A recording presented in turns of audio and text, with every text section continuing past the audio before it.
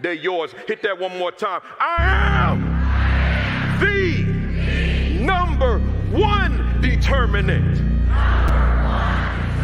of the success or failure. Here we go.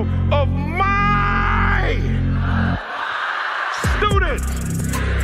Hey, y'all, you have a strong summer. Kick some butt next year. Thank you. Appreciate you.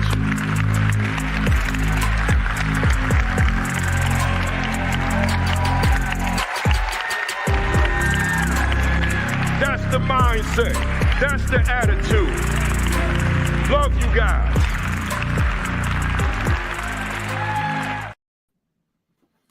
And we are live. Good morning. Good morning, good morning, good morning. Welcome to week 137 of the virtual AP Leadership Academy. Let me see who we got here. First and foremost, we got John Few in the building. Takesha High, Kara Simpkins, Grace Castaneda, Renee Graham. They're all in the building. We got Rodney Richardson, Peter Finch, Superintendent Peter Finch, I might add. We got Scott Wiley, Rodney Richardson, Donna Scherer Gant. That's my buddy, man. Donna be sharing this thing so big, so big. Appreciate you every week, Donna. My brother Demetrius Scott, who was on with us not too long ago. If you didn't see that one, just scroll back and check it out. Vanessa Deskind is in the building. Professor Sherrod Lamont Laws is in the building. Michelle Perkins Griffin, Darnell McElveen. Principal Dot McKeever Jeter in the building. Golf RWT, John Herricks. Rashad Davis in the building. Alan Cowart, I should say Alan Q. Cowart is in the building. We got Principal Mary Teresa Folk. Man, we had a dynamite session recently, like 2 weeks ago, I think it was. Go back, scroll back. Just go to YouTube. I should tell y'all that. YouTube, all of them are there. And check that out. I think it was matter of fact, I know what week it was. It was week 135. We got Lysandra Brackens in the building. Ronald Lackey, Tony McClenny, Principal Otis Kitchen II, Portia Ojigbo in the building. MPA Jaguars, that's my man. Principal Josh Tovar in the building. Lily Lanier. We got Principal Merlina Valentine. I think it's pronounced Mathau. I asked her that one time when she was guest. If you didn't see the interview with myself and Merlina Valentine, did I say Merlina? Merlina Valentine. Go way back, like a year ago, and check that one out. Cora Graves. We got the queen in the building, man. The queen. She just had a birthday. My wife, Kimberly Broughton Kafele. She just had a birthday. We celebrated it on a cruise ship through the Caribbean last week. So I was only partially live. You know, like I recorded it, but we had it shown live last week. But you know, I was on the ship, but I'm here now. This is like truly live.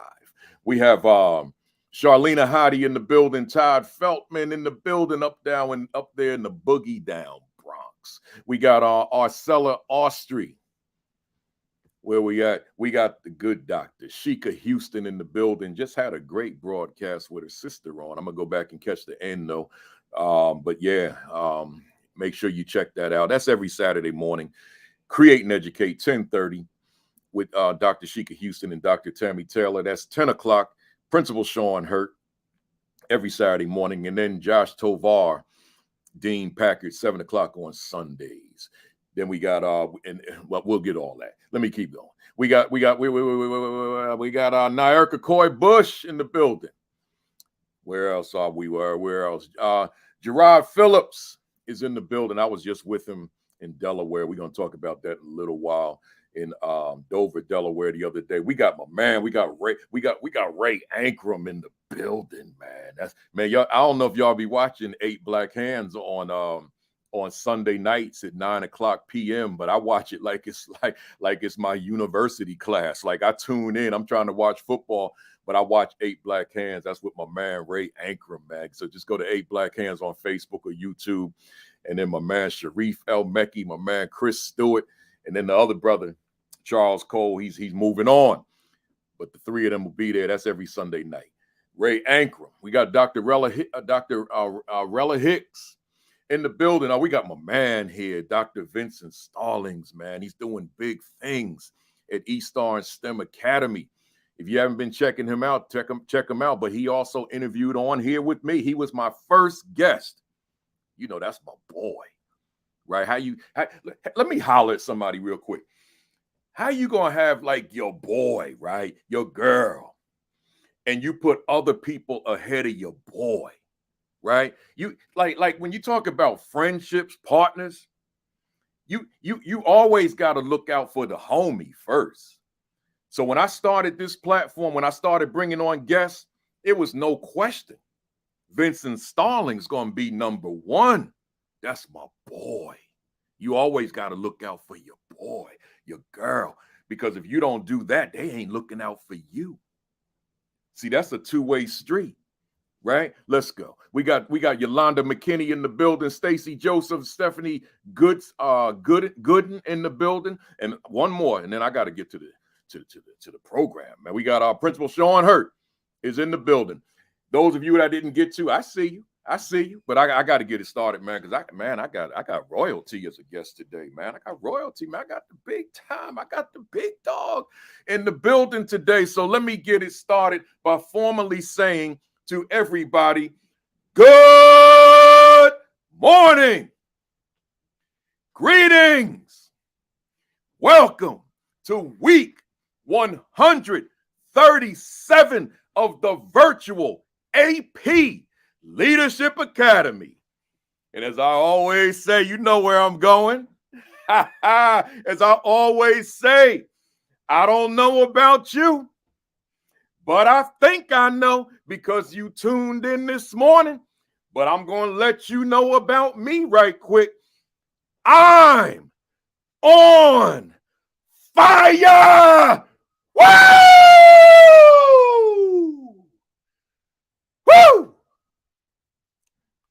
I had to get that out, man. Hit them fire flames, man. I see them coming. I did 4 states last week, man. You know, I'm 62. I'm supposed to be slowing down and taking some time, man. Man, when them emails come in, Principal Kafele, could you come and speak? I ain't thinking about taking it down. I got to go because I don't know who I'm going to impact. So I got to go. I'll rest on Saturday. Like when I finish today, I might go to the gym. And once I finish that, hey, y'all, let me give you this quick motivational message, man. My commentary real quick. I'm going to make it quick. It's called Celebrate Yourself. Once again, celebrate yourself. Look, we're at the end of a calendar year. We're in the midst of a school year. But I know definitively that there's somebody on this call live right now, or there's someone who will see the video later on, and you're feeling down. You're feeling discouraged. You're feeling depressed. You're feeling frustrated. Like we talked about last week, you feeling it, but you feeling it particularly hard right now in this pandemic time that we're living in right now. You feeling frustrated. I'm saying to you, you got to remind yourself of why you do this work in the first place. You got to go back into time and find your why. You left it somewhere. You lost it somewhere. It fell out your pocket somewhere. It fell out your purse somewhere. You forgot your why.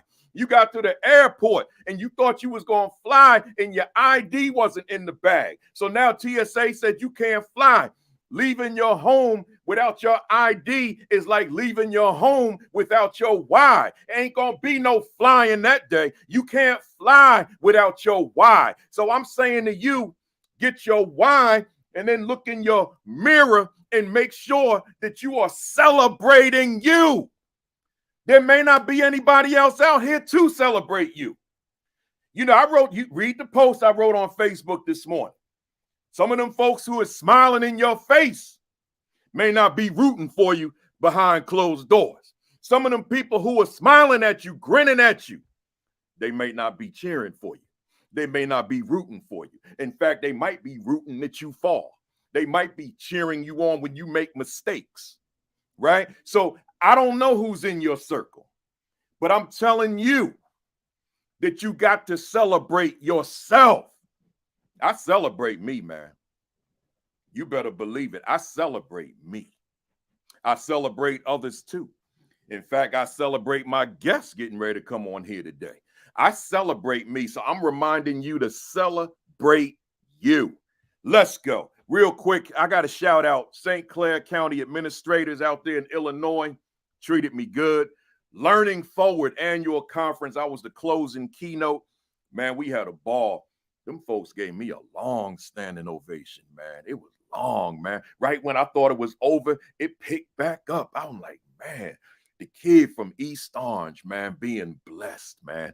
So we had a good time. Learning Forward. Shout out to him in Nashville this week. Shout out to Schoolhouse 302 with my man Joseph Jones and TJ Vari, in conjunction with Delaware State University, the Department of Education in Delaware, and Early College High School at Delaware State University under the leadership of Dr. Edney. Shout out to them, man. What a great time we had out there with them this week. And then lastly, man, yesterday, Killingly Public Schools in Killingly, Connecticut. Just the administrators. Man, we had a good time yesterday, man. 6 hours, man. I thought I was supposed to end at 3. And I looked at my watch, it was 3:30. And I'm like, y'all, why ain't y'all stop me? I got caught up. I thought I was supposed to end at 3:30. They say we could have listened to you all night long. Man, that was a blessing, man. You know, but I don't want to be going over like that, keeping people. Welcome to all the first timers. Don't let this be your last time. And if you missed any of the previous 136 sessions, and if this is your first time, you missed them all, go to YouTube at Virtual AP Leadership Academy and check them all out. Just binge watch them. Turn your TV off and just watch these videos. These videos will take your leadership to another level. So just watch the videos, right? So welcome to all the first timers. Real quick, y'all. These are the 2 books that I wrote that coincide with this platform. The Assistant Principal 50, The Aspiring Principal 50, right? And then the new book, I keep telling y'all it's coming. We changed the title, though. Myself and ASCD, my publisher, it's going to be called the Assistant Principal Identity. That's going to be the name of it. And that's fire, too. I love it. The Assistant Principal Identity. It'll be out in May of 2023. And then this is my newest one, the Equity and Social Justice Education 50. Make sure you get your hands on that. We'll show you all the other ones another time. We ain't got time for that right now. I'm rocking. If you saw the broadcast last week, I was wearing the same team, the Monarchs, Kansas City. Number 25 on the back, meaning I'm wearing Satchel Paige's jersey. But last week was the home jersey. That was white. I noticed they had this one for sale, 20% off for Black Friday. And already made. They didn't have to make them because these take about 2 months to receive. I said, man, they got it in stock, 20% off. Send that bad boy now. So when I got home, here it was, man. Satchel Paige, Negro Leagues, bad man, number 25 on the back. I'm done. I got a guest today, y'all. I got a guest all the time. I got to shout out my cousin. My cousin, Deshaun Farad, is in the building. He said Hotep, and Hotep back at you. That means peace, y'all. Ancient Kemetic. Y'all, most of you will know that as Egypt, but it's properly called Kemet, right? So good to see you, Deshaun. We got to hook up in person, right? So I got a guest, man. Let me bring him on up here. This my man. We got a guest, man. We got good morning, Doctor. Good morning. We got Dr. Manny Scott in the building. What's up, y'all? We in the building. Yes, sir. Yes, sir. Let them know. Good morning, sir. To see him, folks. Hey, Manny. Great to see you this morning. It's an honor to be here, brother. You are such an inspiration to me. So it's an honor just to be hanging out with you. Yes, sir. Yes, sir. Hey, you know, I told you off camera, I got a lot to ask you. So let me get right to it. I want to read. I think that everybody on here knows you, but and I see you, Dr. Tommy Mabry, in the building. But I want to make sure that those that may not, I want them to know your story through the bio. So let me read this bio, folks. Listen up. The original freedom writer whose story is told in part in the 2007 hit movie Freedom Writers. Dr. Manny Scott has energized over 2 million leaders, educators, volunteers, and students worldwide with his authentic, inspiring messages of hope.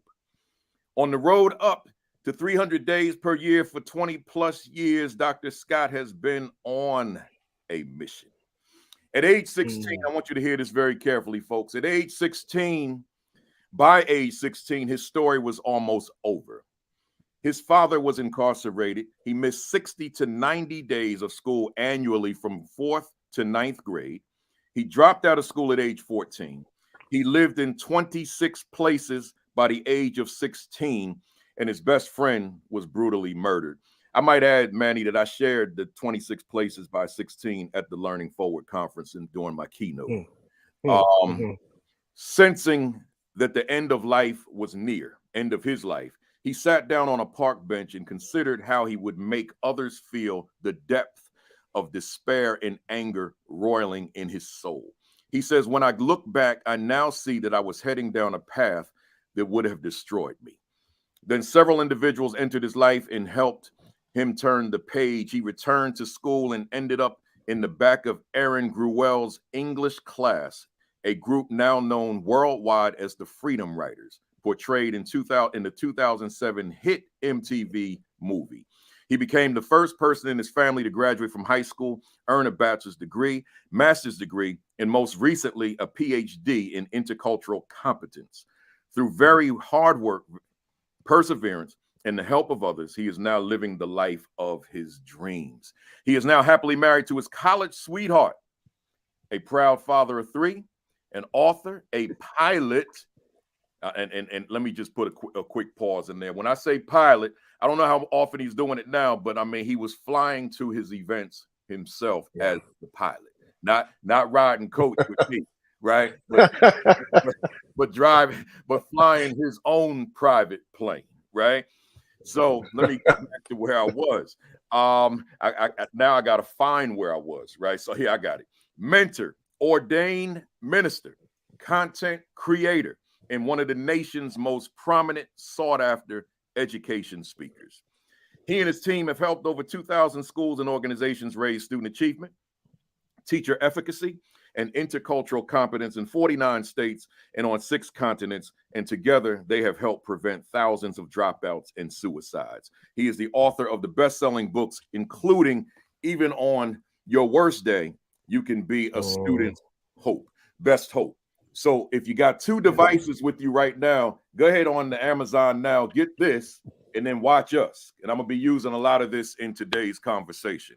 When he's not speaking, he enjoys traveling, hiking, reading, writing, spending quality time with his family.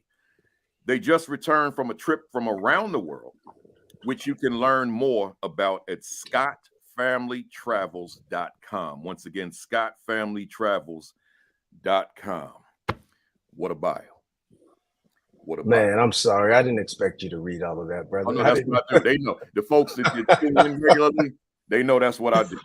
Right. I want the folks to know who they're getting ready to listen to. And let me say this to everybody, but let me say this to you as well, Manny. You know this. I'm just reinforcing it. I will not speak to an audience that does not read my bio. And the reason is I've been in audiences listening to people that I don't know who they are nor what they've done. So therefore, in my mind, they haven't earned the right for me to give them my full attention because I don't know that you can speak to my world. So so a lot of times folks want to like shortchange it and cut corners and not read my bio. And I say, no. There are people there who work extremely hard and now they've got to walk away from that hard work and sit here and listen to me all day. Let's at least establish that I have done this work, that I've done whatever work, so that now folks say, oh, okay, yeah, I think I want to hear this guy, right? So that's so important. So when I'm on here, I say I need the folks to know what my guest has done, right? Absolutely, I get it. Yeah. Hey, Manny, let's jump into it. You know, although you're not in the K-12 space as in terms of your formal work, you're an educator. You're an educator on multiple levels, which includes the role you played as a homeschool educator for your children. That's right. So my question for you, and this is kind of intro stuff that I ask all my guests, as an educator, just as an educator, who is Dr. Manny Scott? Very good question. And again, my brother, thank you for having me. You have been such an inspiration to me, an encourager to me. And in this work, sometimes that can be very lonely sometimes, and you don't know who really supports you. Yeah. You have always, without fail, been wind in my sail. And so I just want to celebrate you, give you your flowers while you can still smell them, brother. You are a bright light in this world. And I thank you for your legacy, for your ministry, for your work. I appreciate it. So who is Manuel Scott? You know what? I'm very comfortable with my complexity.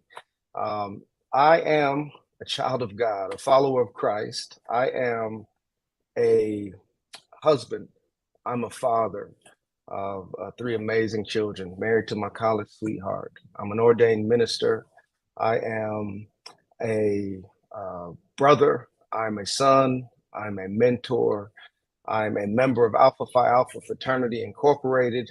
I'm a pilot, and I'm an original freedom rider who is on a mission to reach, teach, inspire, entertain, and empower the least, the last, the lost, and the left out.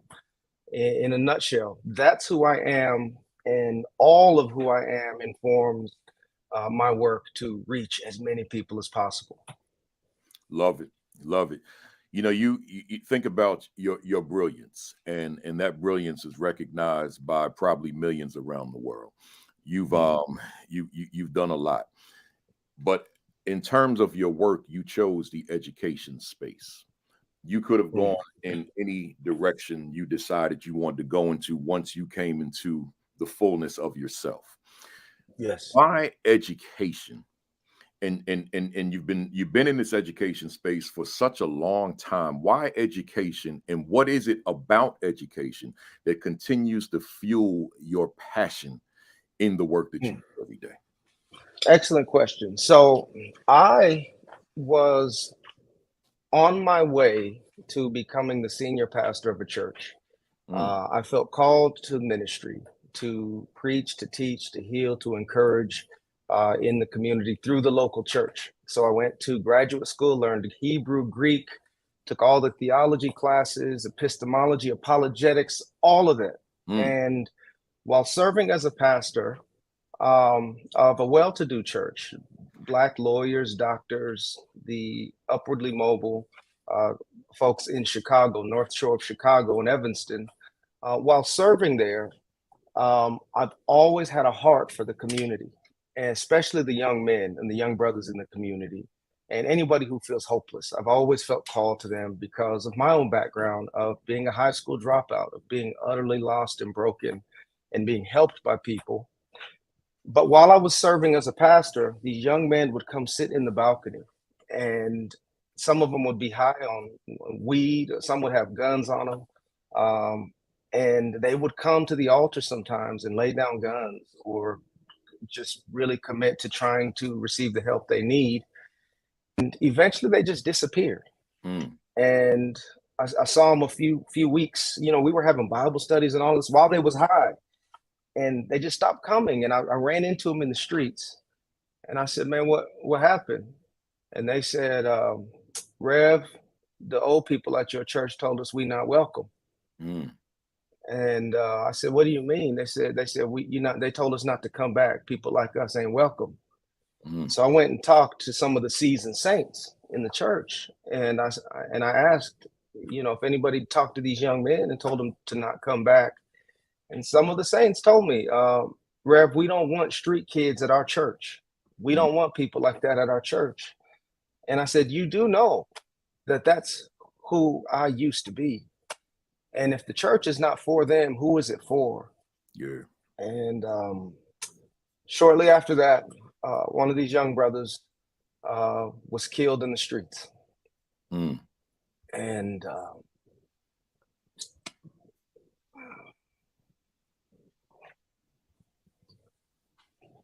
Take your time.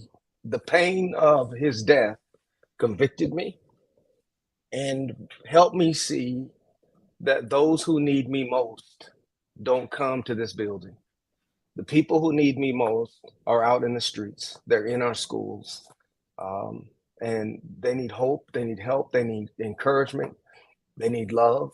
They need mentors. They need father figures. And so it was there through experiences like that that I felt that my calling was outside the walls of the church, and that the school system would be to be my place of service. And so I felt called to reach as many of these young men and these young women and anyone who feels hopeless in the school systems. They might not come to church, but they got to go to school. Yeah. And while they're in school, we have an opportunity to reach them, to teach them, to empower them, to alter their trajectories. And if the school doesn't reach them, then they're going to the streets, and they're going to prison, or they're going to be 6 feet under. And so I felt called to do this work. I don't know if I necessarily chose this work, but I think it chose me. And so that's why I'm here. I don't speak and do this work because I want to, or because I feel like I must. I feel like everything I've endured in my life, everything I've overcome, was shaping me and molding me to be a sharp and exact tool in the public school system, to help kids, to help those who work with those kids reach as many of them as possible before it's too late. You said a lot there, and I want to go back to something you said. You said the people that needed you most are out there in the streets and in the schools. I want to focus on that school part. I want to holler at somebody in this audience. I don't know who, but just somebody out there. Yeah. That, going back to the comments I made about that, feeling frustrated, feeling discouraged, disappointed. Yeah. Hey, somebody out there right now. You heard what Manny just said. That one that needs you is in that space that you work right now. So while you're feeling down, while you're feeling disappointed, while the politics are overwhelming you and all the other stuff that comes along with it, don't lose sight of the fact that that youngster that needs you is right in that same space that you report to every day. Use Absolutely. that alone as your motivation to continue to do this work. Hey, Manny, I read this when I got it. As soon as it came out, I copped a copy, and I read it cover to cover. And then I revisited because of our conversation today. And there's a few things I want to say about it and ask you. You know, there was a school district in Florida, which I'm not going to name, but a school district in Florida. I was down there to speak, a very large school district. I was there to speak to all the administrators, and going back before the pandemic. And the superintendent, before they introduced me, he said, "And even on your worst day, you can be a student's best hope." He said, "That is from my brother, Manny Scott." And I sat there and I felt this sense of pride, right? That, because we're not talking about a small district now. We talking about a mega district, right? And to sit there and listen to him quote you before they introduce me, I just felt this sense of pride in knowing you, if that makes sense to you, right? So I want to ask you, let me give that title again for the sake of the audience. Who, even on your worst day, your student, you can be a student's best hope. Tell us, what does that mean? What do you mean by that? What message are you conveying with that title?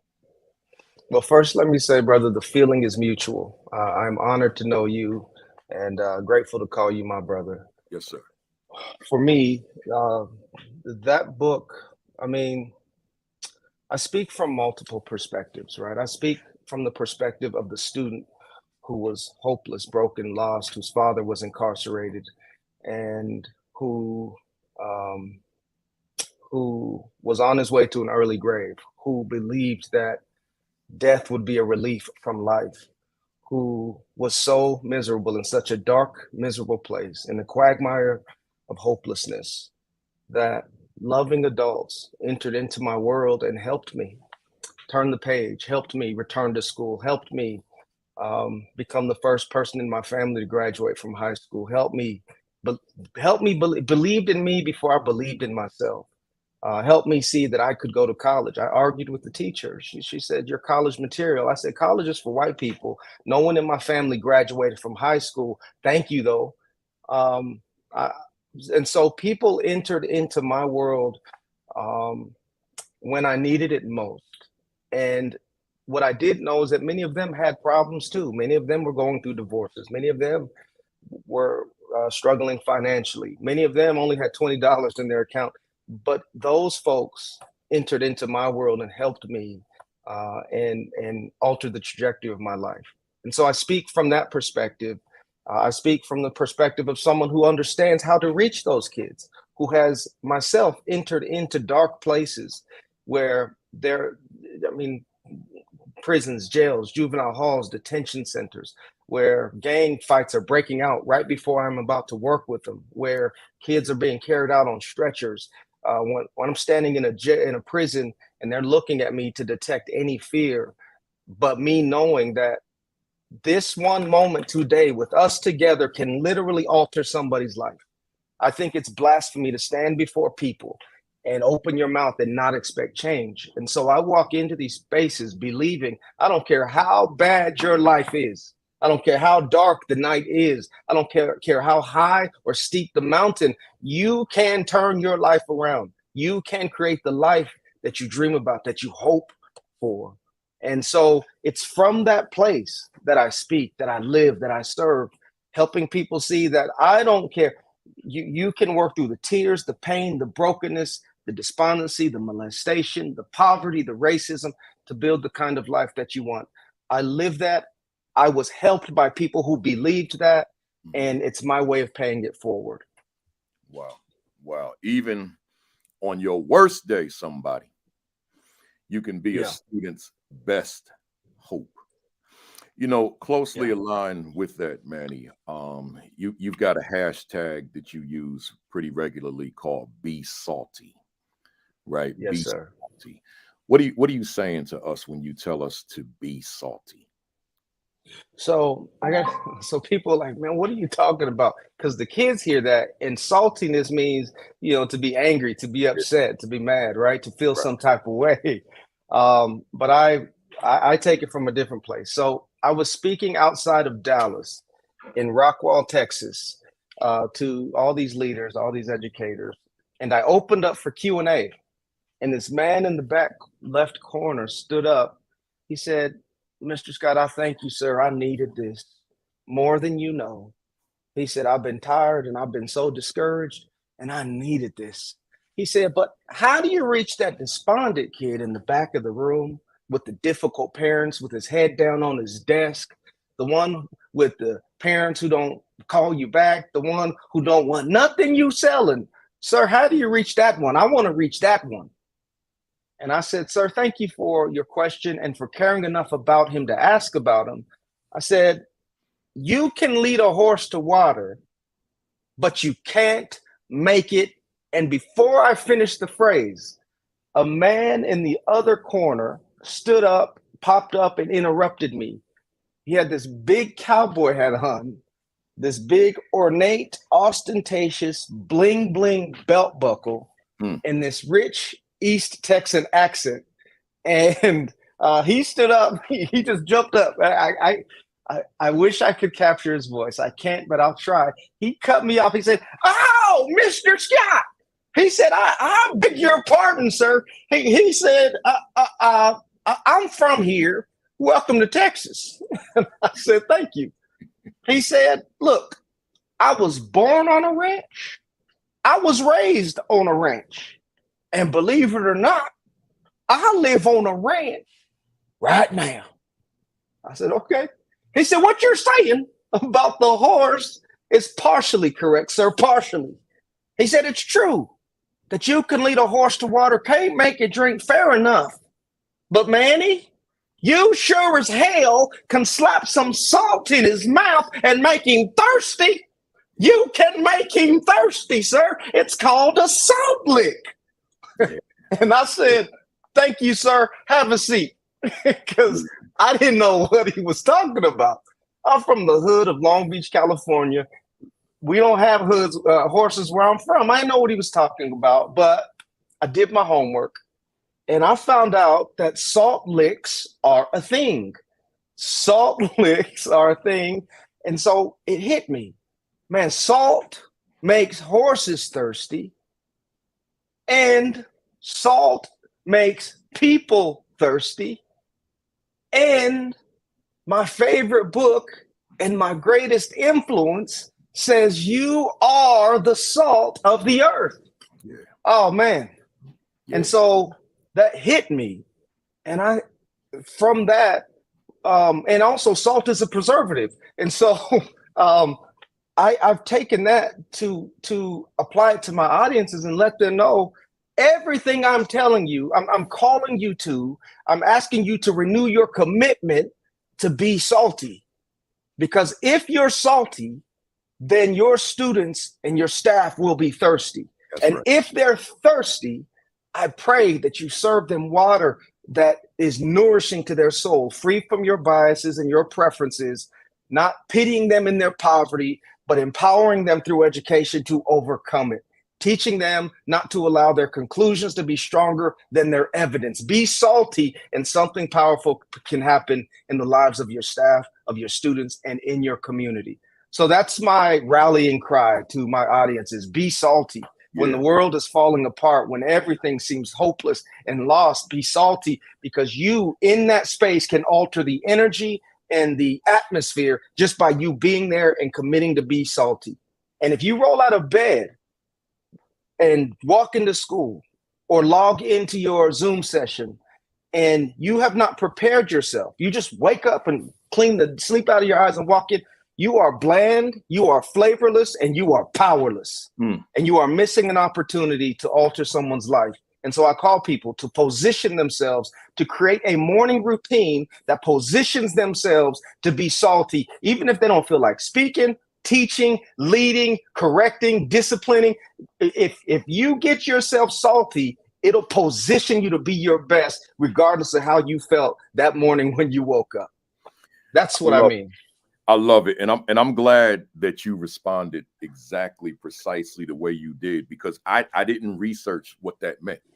And as I looked at it and I noticed other people were posting it over a period of time that I read your stuff on social media, I just said he's got to be saying that the one that's delivering the message has got to be that salty person to create this thirst for what's coming their way. I said, that's got to be what that means. But I didn't bother to look it up. I said, let me just ask you live. And there it is. Yes, sir. So if I'm not salty, there may not be a thirst for what I'm delivering. So I got like you say, I got to bring that salt element as a teacher, as a speaker, leader watching on this call right now. You got to bring that salt element to your leadership if people are going to be thirsty to receive you. Oh man, that's right. Be salty. That's it. Yes, there it is. You know, I was. If I could add to that, I was. My wife and I have homeschooled our kids for most of their lives, and we put them back into the public schools right before COVID hit, and then school sent them right back to us. And but one of those mornings, my wife was up teaching my children about energy. She said, energy does not die, it just changes forms. She's a scientist. My wife is a chemist from UC Berkeley, a bioethicist, classically trained piano player. And she says she's the baby of 6. Grew up in the hood of South Central Los Angeles, very well raised. Dad made $12,000 a year, but all 6 of their children, mom and dad were married 62 years before mom passed. All 6 of the children graduated from some of the finest universities in the world. And so my wife says that she was upper poor and I was lower poor. So I definitely married up. And I did. So my wife, who was the smart one in our relationship, I have the PhD, but she's the brilliant one. She was teaching the kids. She said, energy doesn't die, it just changes forms. So she says, if you put fuel into a car, that engine changes chemical energy to mechanical energy, and it gives that car power. She said, and while listening to her, it hit me. I'm like, the energy we bring into a room, when we give it out, it doesn't die, it just changes forms. Yeah. And so, when you walk into a room, when you're about to speak, when you are leading as a principal, when you walk into that room, I walk into some rooms where those people are not happy to see me. I mean, people think this life as a speaker is like keynote speeches and standing ovations, and everyone's there applauding you and loving, hanging off of every word. Most of the people that we have to serve are not happy to see us when we get there. At least for me. I mean, you're Kafele, so they're happy to see you. I'm laughing because you're singing my song, man. Man, I walk into these rooms, the first half of the room is empty. Everyone's sitting in the back on their phones, on their laptops. Man, I'm walking into these rooms, folks looking at me like, who are you and who do you think you are and what can you teach me? I mean, you name it. I walk into these schools, these kids are like, man, we don't care nothing about you. We just happy to be out of class. So, or sometimes I walk into a really, really dark situation, and there's just a hopelessness, a heaviness there, an emptiness there, an anger there.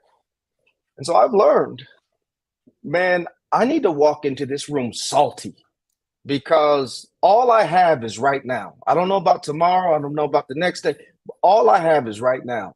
And I believe that when I walk into this room, I have something in me that can change the atmosphere in this room, that can change lives in this room.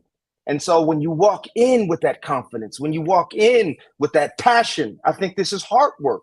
One of the greatest things we can give people is our heart. And when your heart's not in it, you're in bad shape. So walking in with all this passion, you just give it out, man. And I've seen rooms be lifted by the power and the passion that we bring into those rooms. And so it's just a reminder to be salty. I don't care how bad your situation is, AP, administrator, leader, teacher, whoever's watching. I don't care if all your colleagues are negative. I don't care if the teacher's lounge is a cesspool of negativity.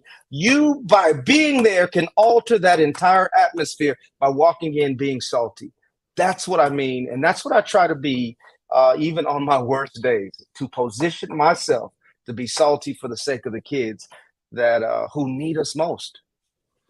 I love it. And believe it or not, what you said about walking in those spaces as a presenter, I got a question that's coming in my agenda here. So we gonna hit on that. But for now, let me just real quick before I go to the next one, holler at somebody out there with what you just said. Hey, somebody watching right now, either live or the video later on. What is it about the room in your school, the lobby, the office, a classroom, the cafeteria, the gymnasium, whatever? What is it about that room that shifts when you walk in? See, that's what Manny was talking about. What is it about you? I'm talking to you, and you. Hold up your mirror. What is it about you when you walk in that room and that room shifts?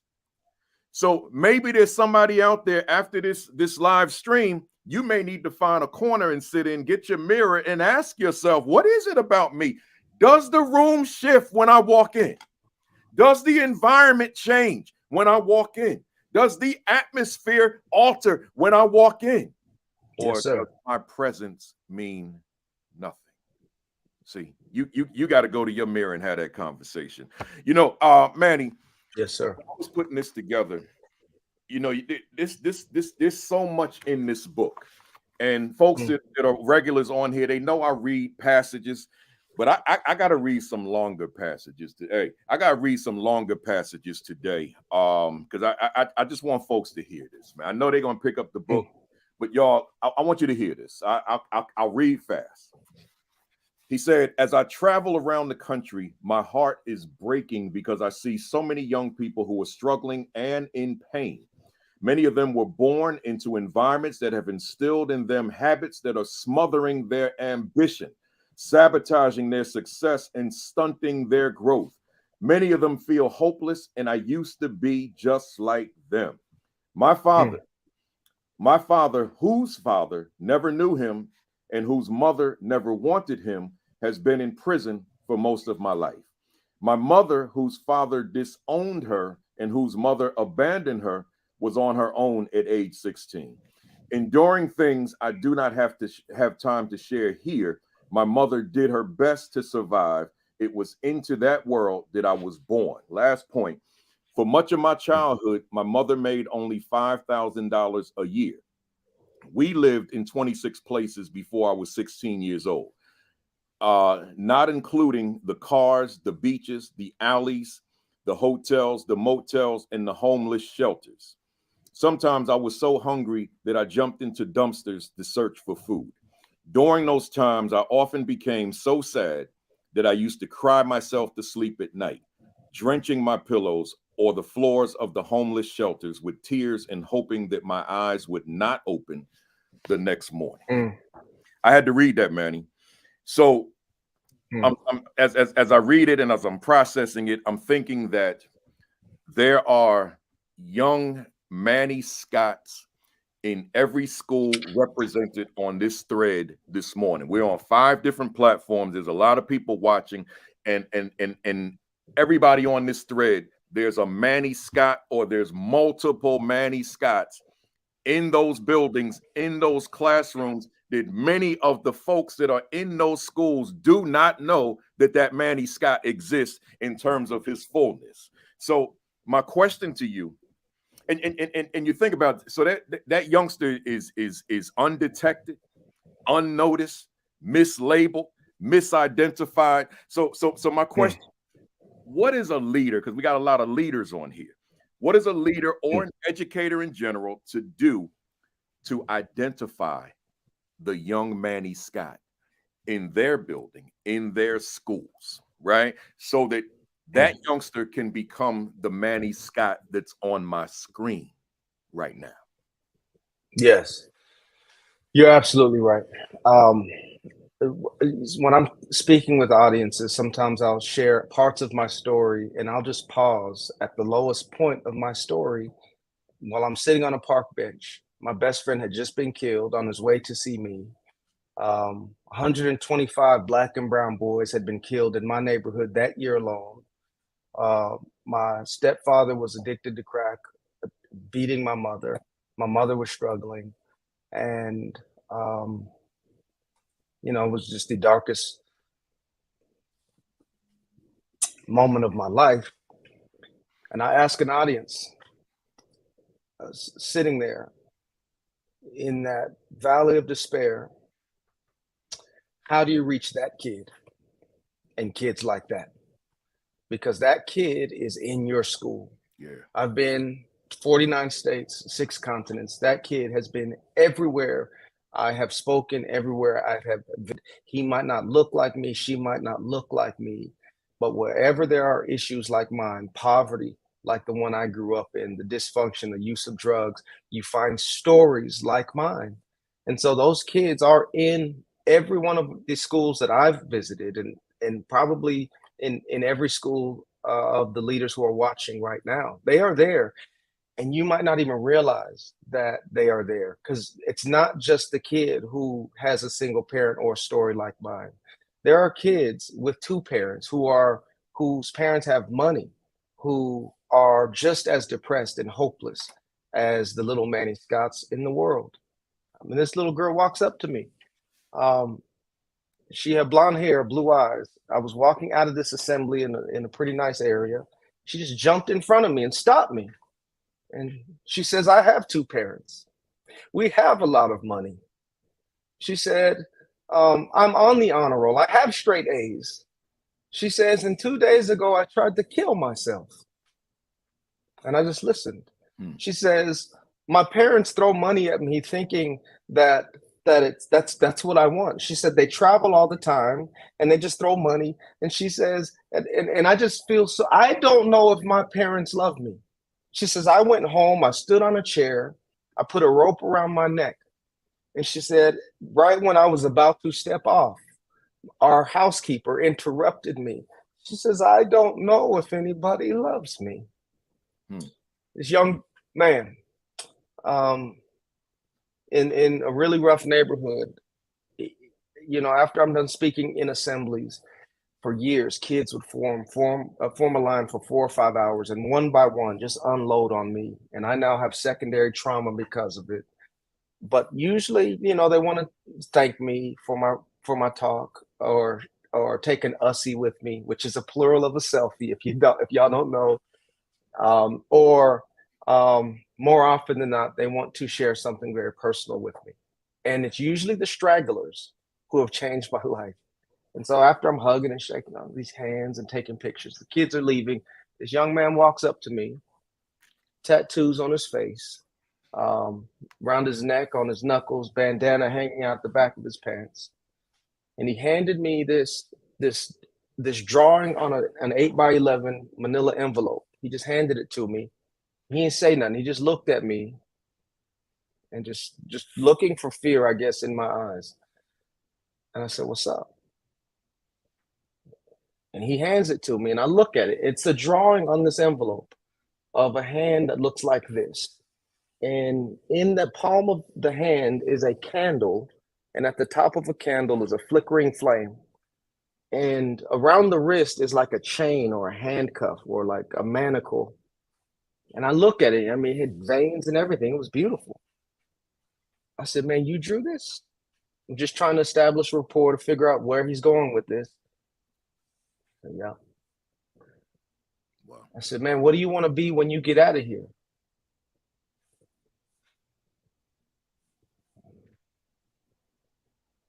And so I'm tired at this point. This is like my third presentation. I'm like, let me just cut to the chase. I don't have time to just sit here and keep doing this. I said, man, why you give this to me? Why you draw this? He dropped his head, and I could tell he went somewhere mentally, and he was debating on whether he was going to share it with me. Then he looked up, and he got this close to me. He said, when I was little, he said, my mama sold me to drug dealers, and they raped me. And they raped me. And they raped me. And they hurt me.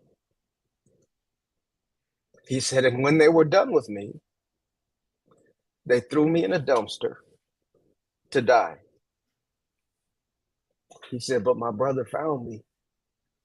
And his brother was standing along the wall just sobbing. He said, he found me, and he's all I got, and I'm all he got. He snatched the picture from me. He said, while you was talking, I drew this. He said, this hand, that's my hand. He said, this candle, that's my hope that my life can get better. That maybe one day I could be like you, Mr. Scott. That maybe one day I could get out the hood and be successful. He said, but this handcuff, these chains, they let me know I ain't finna be shit. I ain't finna be shit. He said, I want to be somebody too, but look at me. You know, G, I ain't finna be shit. I just hugged him.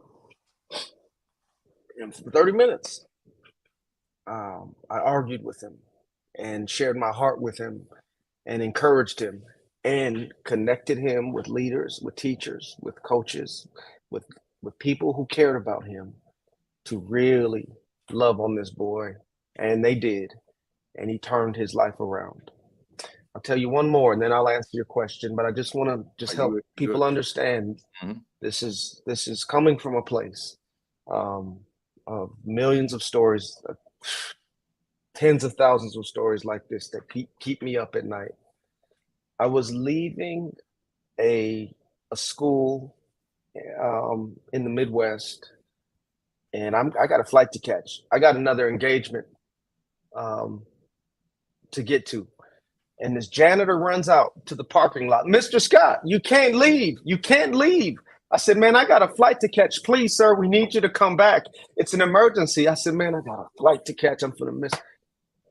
All right. I turned around. I walked back into the school. He leads me to this boy's bathroom. Outside the bathroom is superintendent, principal, teacher, counselor, custodian. They said, sir, one of our students is in this bathroom and something is wrong, but he won't talk to us. Can you please try? And so, man, I opened this bathroom door and I look into this bathroom. At the back corner of this room, it's this tall white student just in the corner, just doing this. I just eased in and I just put my arm over his shoulder and I said, man, what's wrong? Talk to me. Talk to me. Talk to me, buddy. Talk to me. Talk to me. This young man, I'll never forget him. His name was Adam. He looks over at me. He says, I just walked into my living room and I found my daddy hanging. My daddy's gone. He said, my mama abandoned me when I was born. I don't even know who she is. But me and my daddy, man, it was me and my daddy, man. My daddy gone. My daddy gone. My daddy's gone. Oh, I cried with him. I hugged him. And leader, if you don't know this, you need to know this. Most people don't care about what you say when they're going through problems. They don't care about, they don't remember most of what you say. They remember the people who are there with them in the pain while they're going through it. I call it the ministry of presence. Sometimes it's just being there, sitting with people in the pain and letting them know they're not alone. We connected Adam with leaders who cared about him. And a couple years later, I get this letter in the mail. I don't know how he found my address, but he says, Mr. Scott, I just wanted to write you to thank you for helping me that day, turn my life around, to get me the help I needed. He says, I just wanted you to, this was 4 years later. This is about 4 or 5 years later, actually. He says, I just wanted to let you know I'm graduating from college and I'm now becoming a counselor to traumatized youth. And I just wanted you to know that you saved my life and to thank you for helping me at the lowest moment of my life. Wow. So to answer your question, to every leader watching, these stories are in your school. They're usually class clowns, the life of the party, acting like everything's okay, but deep down inside, they're about to give up and you would never know it. They're student body presidents. They're sometimes the ones who are very well raised, the ones who have, seems like, every opportunity, every resource. They are there. And don't assume that just that they all look like me or that they have stories like mine. No, there is a hopelessness among this generation. Yeah. And there is a simmering rage among those at the bottom of every color. And the proliferation of the prison industrial complex cannot fix this problem. And militarized police forces cannot fix this problem. I believe that this nation's last great hope are those of you who are leaders of schools, those who work in schools. If we don't reach them in positive ways, I promise you, because I used to be one of them, Tommy Mabry used to be one of them, they will reach you or someone you love in negative ways. And so we need to create a culture in our schools where all kids feel safe, seen, and loved. We need to, and how do you do that? Well, I love what Principal Kafele did. I think it was every day. He had school-wide assemblies to just kind of establish rapport with his school, with his students, to give them a space to just talk. But even beyond that, every leader in that school, every employee in that district, everyone under your leadership should be responsible for building relationships with the students in your school. There are kids there, and it can't just be the counseling department. Those counselors, those 2 or 3 or 5 counselors, cannot be the only ones taking on this burden. Right. Every leader there, every staff member there has the power to connect with a kid, to be an encouragement, to show up at an event, to show up at a game, to talk about something not related to academics, to build relationships. If I could summarize this for every leader here, every teacher here, how do you build a relationship with the least, the last, the lost, and the left out, with people who don't want to anything to do with you?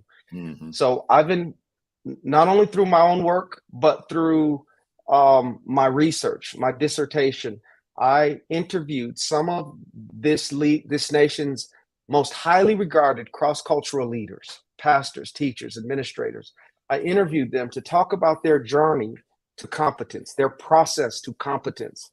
And one of the key findings was their ability to build relationships with people who don't share their background, who don't share their lens. Openness, acceptance, trust, learning, understanding, and serving. Create a culture of openness, acceptance, trust, learning, understanding, and serving. Openness, the ability to welcome people onto your campus, into your presence, into your office, so that they feel safe and secure. How do people feel when they walk onto your campus, walk through those doors? How do they feel? Do they feel safe and secure? Where I'm from, I didn't feel safe and secure. People dying left and right. People, it was dangerous where I'm from. Even at home, it wasn't always safe. So school was a place for me to feel safe, seen, and loved. Acceptance. Create a culture of acceptance. What is that? It's the ability to continue seeing beauty, potential, value, and worth in people, even though you see their issues, their shortcomings, their brokenness. If you don't know it or not, you have issues.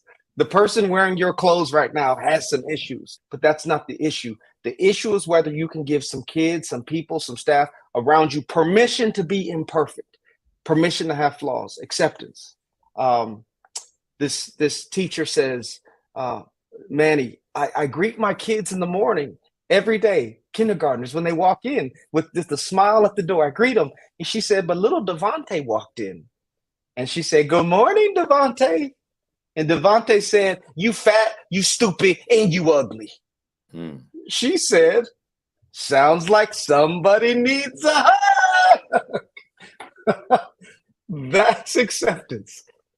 Please hear me. I'm not saying it's okay for anyone to abuse you, disrespect you. What I'm saying is so many of our kids are going through so much at home, and you might be the only one they're able to take it out on without being hit. Openness, acceptance, trust. What's trust? You might hurt me, you might let me down, but I know you didn't do it on purpose. I know you have my best interest at heart. This middle school teacher, she says, Manny, I baked a cake for one of my worst kids. She said, he's bad grades, bad attitude, likes to fight, just absent all the time.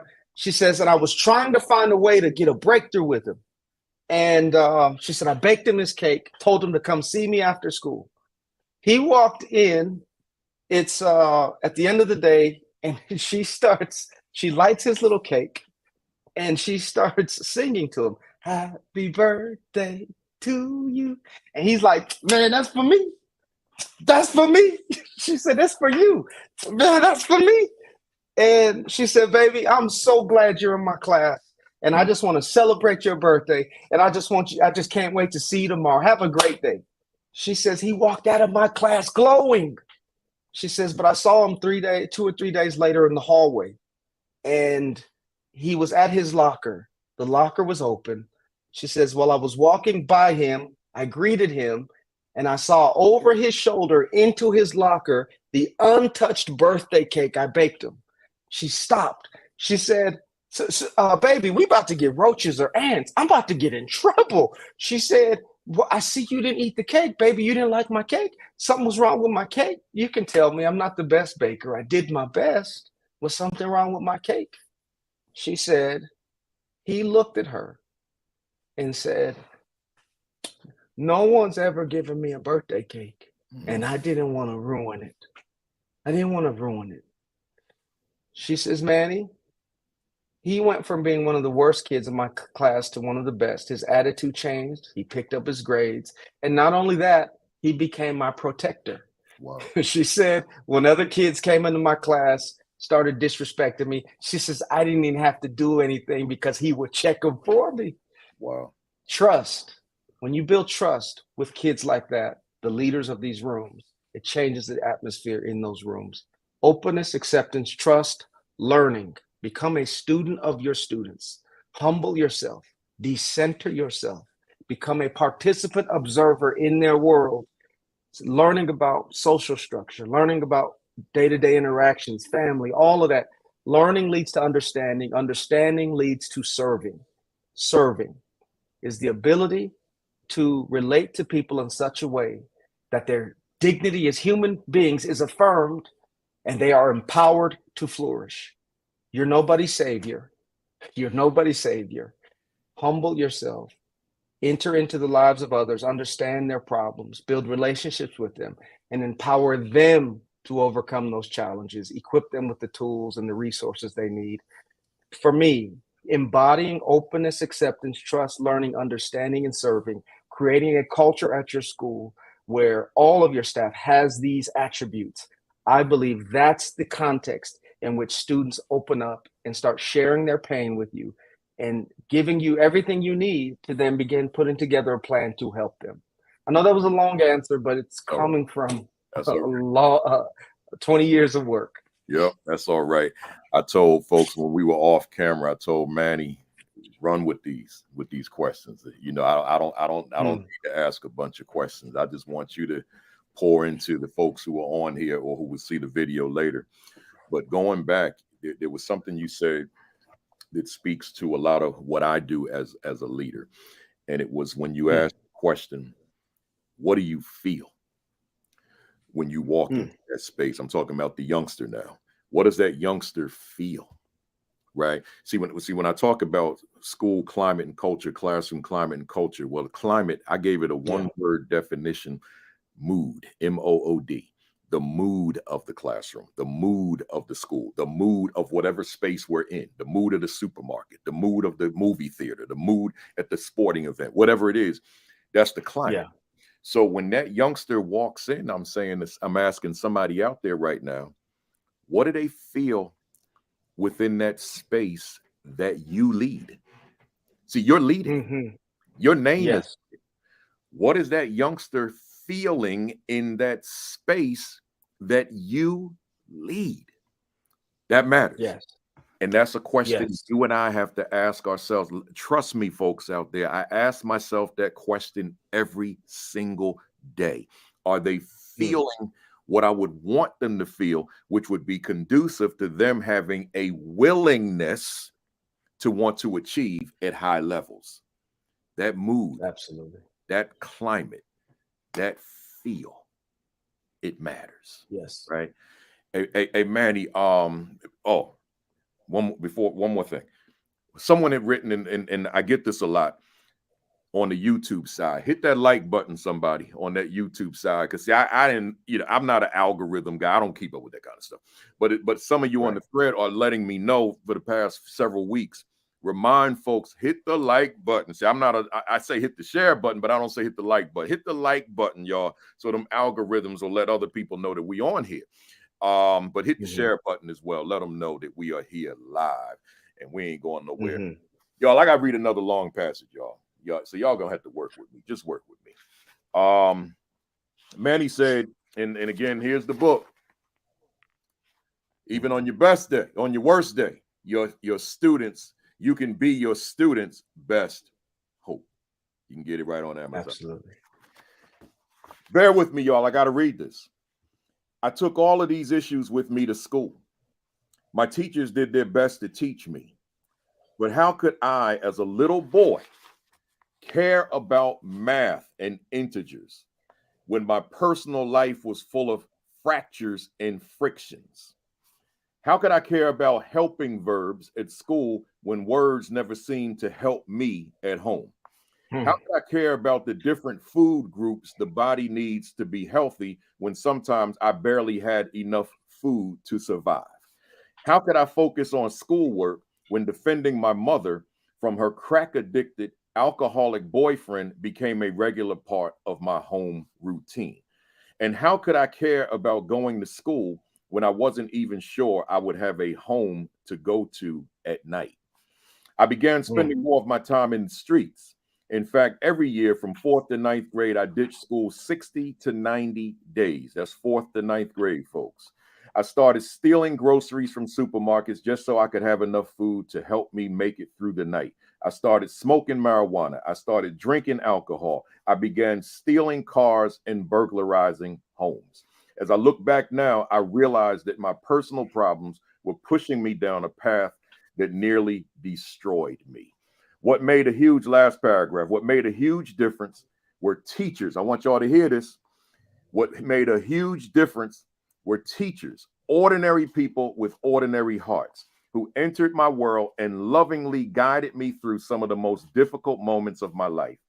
Because of their help, I was able to break the cycle of infidelity, poverty, and misery that plagued my family for generations.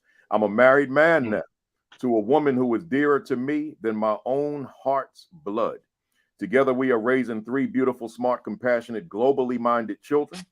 I'm the first man in my family on my father's side in more than a century to not cheat on his wife or abandon his children.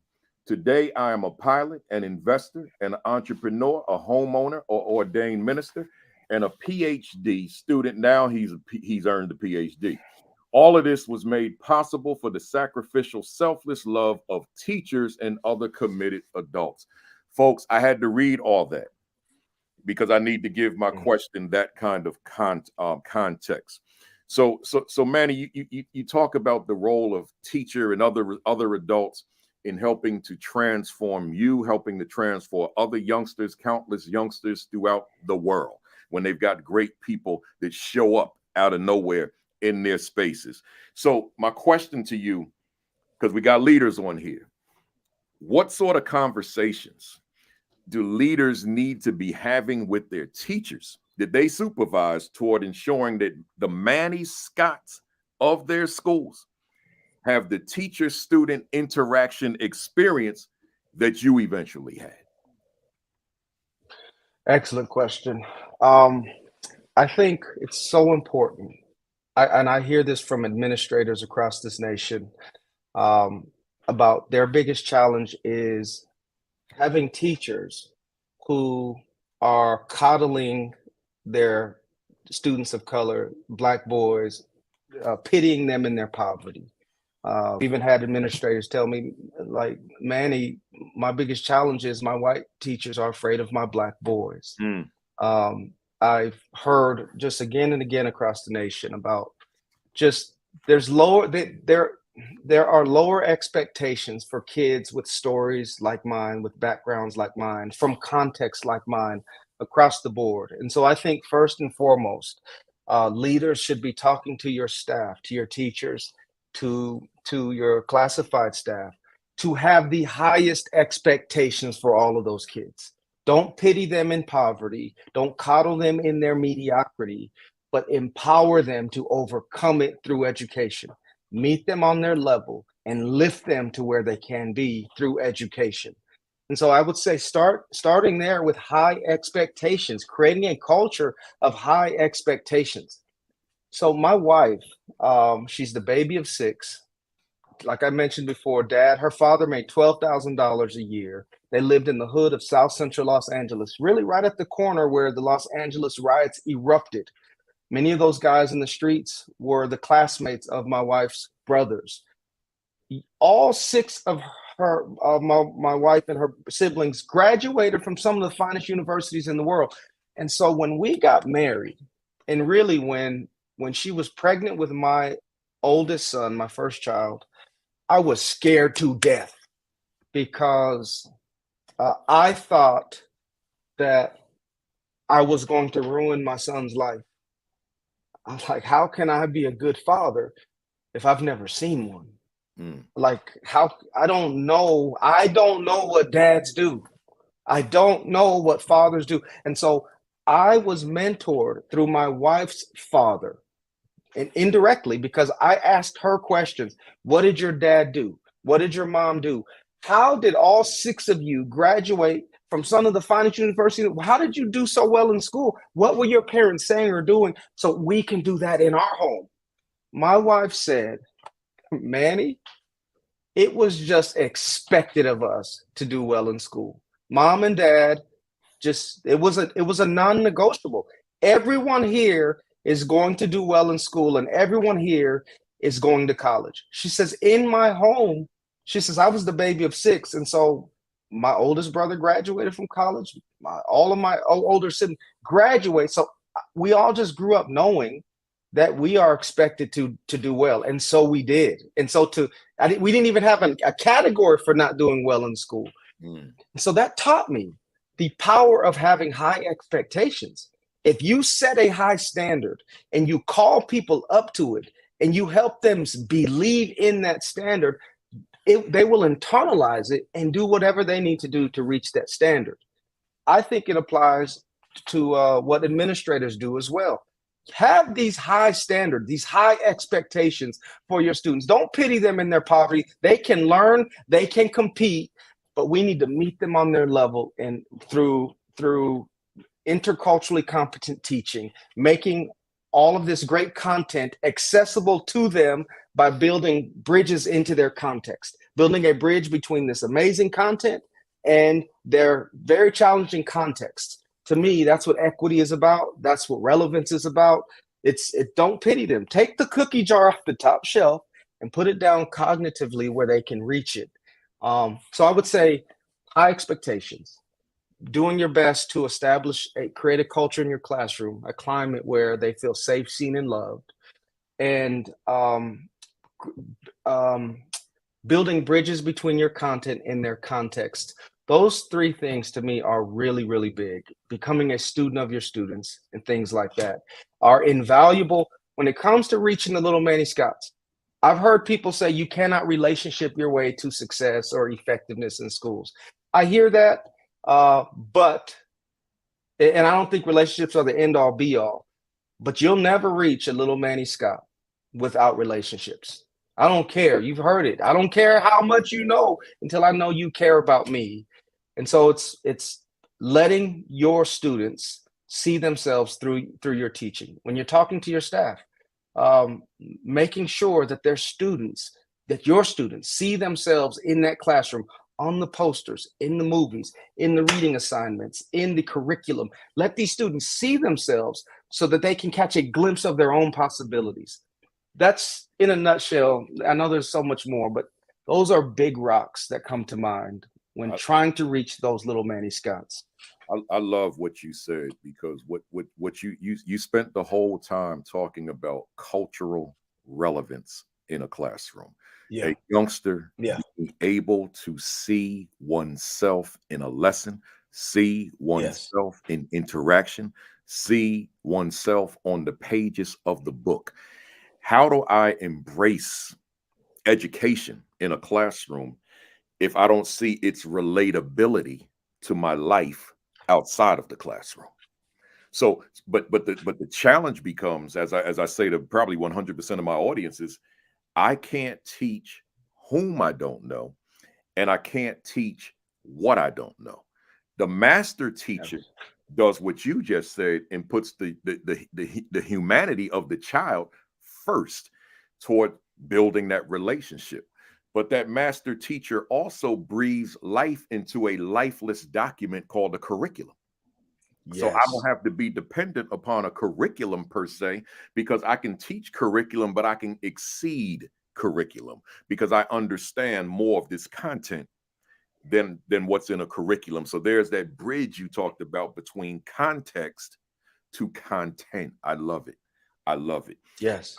I got a short passage, y'all, that I got to share with you. where Manny says students who doubt themselves are locked in a battle with their formidable foe. Certainly one of the hardest things I've ever done, doorbell, we in real time, folks. Certainly one of the hardest things I've ever done in life is believe in myself. I got to read that again. He says, certainly one of the hardest things I've ever done in life is to believe in myself and believe that I could achieve my dreams if I really worked hard. If your students are ever going to flourish in school, work, or life, they're going to need a healthy self-image. How they see themselves is foundational to everything they think, say, feel, and do. Their thoughts about themselves determine almost everything else in their lives. I needed to read that to ask you this question. How do someone out there watching today, how do we make an otherwise brilliant student a believer in self first? So the student has the capacity to achieve anything, Manny. The student is innately brilliant, but the belief is not there. How do I, as educator watching this morning, leader watching this morning, teacher watching this morning, how do I make this otherwise brilliant student a believer in the person in his or her mirror? Absolutely. So I believe exposure is the birthplace of big dreams. Exposure is the birthplace of big dreams. And I also believe that when you expose kids to people who look like them, who understand their pain, their problems, their context, when you expose kids to those kinds of people, you give them a glimpse of their own possibilities. I also believe that you cannot outperform your self-concept. You cannot behave for long in a way that's incompatible with how you see yourself. If you see yourself as a bad student, you're going to perform like a bad student. If you see yourself as someone who just doesn't do well on tests, who's not going to go to college, then you're going to behave in a way. My boy asked me, he says, man, when did you just stop seeing yourself as someone from the hood? If you just see yourself as someone from the hood, that's all you're going to be. And so it is so important to give students references and adults references that alter their belief systems. So I believe if you want to change someone's destiny, their outcome, their lives, the quality of their lives, then you need, well, let me back up. So I believe that everything starts with our belief system. I need to believe in myself. And then I need to be in an emotional place that's positive, right? I need to feel good. And when I feel good, I make better choices. And when I make better choices, I do better things. I take positive actions. Those actions become habits, develop character. It's what we do over and over again that leads to success. And so I think if we want to help students succeed, we need to alter their belief systems. So the question is, what is a belief and where does it come from? A belief is a feeling of certainty that something is true. Where do those beliefs come from? They come from our experiences. They come from references. They come from books we've read, movies we watched, music we listen to. And so the more references we have for a belief, the stronger our emotional attachment is to that belief. And so, for example, I used to believe that I was not college material. Why did I believe that? Mama dropped out, daddy dropped out, my brothers dropped out, aunties dropped out, cousins dropped out. No one in my family graduated from high school. References led me to believe that people like me don't care about school and it doesn't matter to us. But it took a teacher to give me another reference that changed my belief about myself. Aaron Gruelle, Freedom Rider teacher, told me, Manny, you're college material. You have a gift with words and you have to go to college. I said, man, college ain't for me, Miss G. I didn't see it for myself. So she took me and my classmates to college campuses, the Pomona Pitzer colleges, and she made us sit. She divided us up because she knew we would lean on each other as crutches. And me and my boys would act a fool and, try to get numbers and all of that. When we was all these college women, we're going to talk to somebody. So she divided us up, knowing that she removed the opportunity for us to lean on each other and act a fool. She made us sit alone with college students at these lunch tables, me with about 6 or 7 college students, and I'm intimidated. My self-concept is telling me I don't belong here. I'm not smart enough to be around all these white people, these Asians. They're better than me. They're too smart for me. They're going to know I'm stupid if I say something. I'm sitting there feeling so out of place. And mind you, they didn't really teach us anything about Black history in high school. So I didn't even know who I was. So I'm sitting there just out of place, feeling like a nobody, intimidated. And to their credit, they were kind to me. They were so patient with me. They were encouraging, but I couldn't accept it. I couldn't receive it. And I'm just sitting there. But there was a guy at the table, white guy sitting across from me. And he started talking. And he didn't sound that smart. I looked up at him while he was talking. And I said to myself, if he's in college, maybe I can go to college too. I thank God for that guy. That one reference changed my belief about what I thought was possible for me. Another example, I did not believe that a Black man could stay faithful to one woman. I didn't believe it. Why did I believe that? None of the men in my family stuck around. All of our moms and aunties got pregnant and all the men bounced. But so those references told me men don't stay. What we do our thing and we bounce. That was my reference. I did not believe it's possible. But I had a teacher take us to dinner at this nice restaurant. She was exposing us to more than rapping, rebounding, and robbing. She was giving us glimpses of our own possibility. She took us to this nice restaurant, all this silverware and all this stuff. And I'm intimidated again, feeling out of place. Like, man, why she got me here with all these white folks, man? Like, man, I got sweats on and a t-shirt at this really nice restaurant. That was me dressing up. And so we're sitting there with all this stuff. And I'm like, I don't know which one to pick up first, the fork. I don't know what to do. But while we're sitting there, I look to my right, and there's a family at this dinner table, a father, a mother, and 3 children. And they look happy. And I'm just looking at them while we're eating, like we're just trying to eat. And I'm just staring at this family, and I'm getting emotional. Like even now, it still touches me. I'm looking at this family. I'm like, man, they look happy. My teacher comes over. She says, "You good?" I said, I ain't never seen nobody. I ain't never seen no daddy eat with his family like that. I ain't never seen that. She says, you can have that. You can be that. That reference changed my belief about what I thought was possible for me and gave me a glimpse of my own possibilities.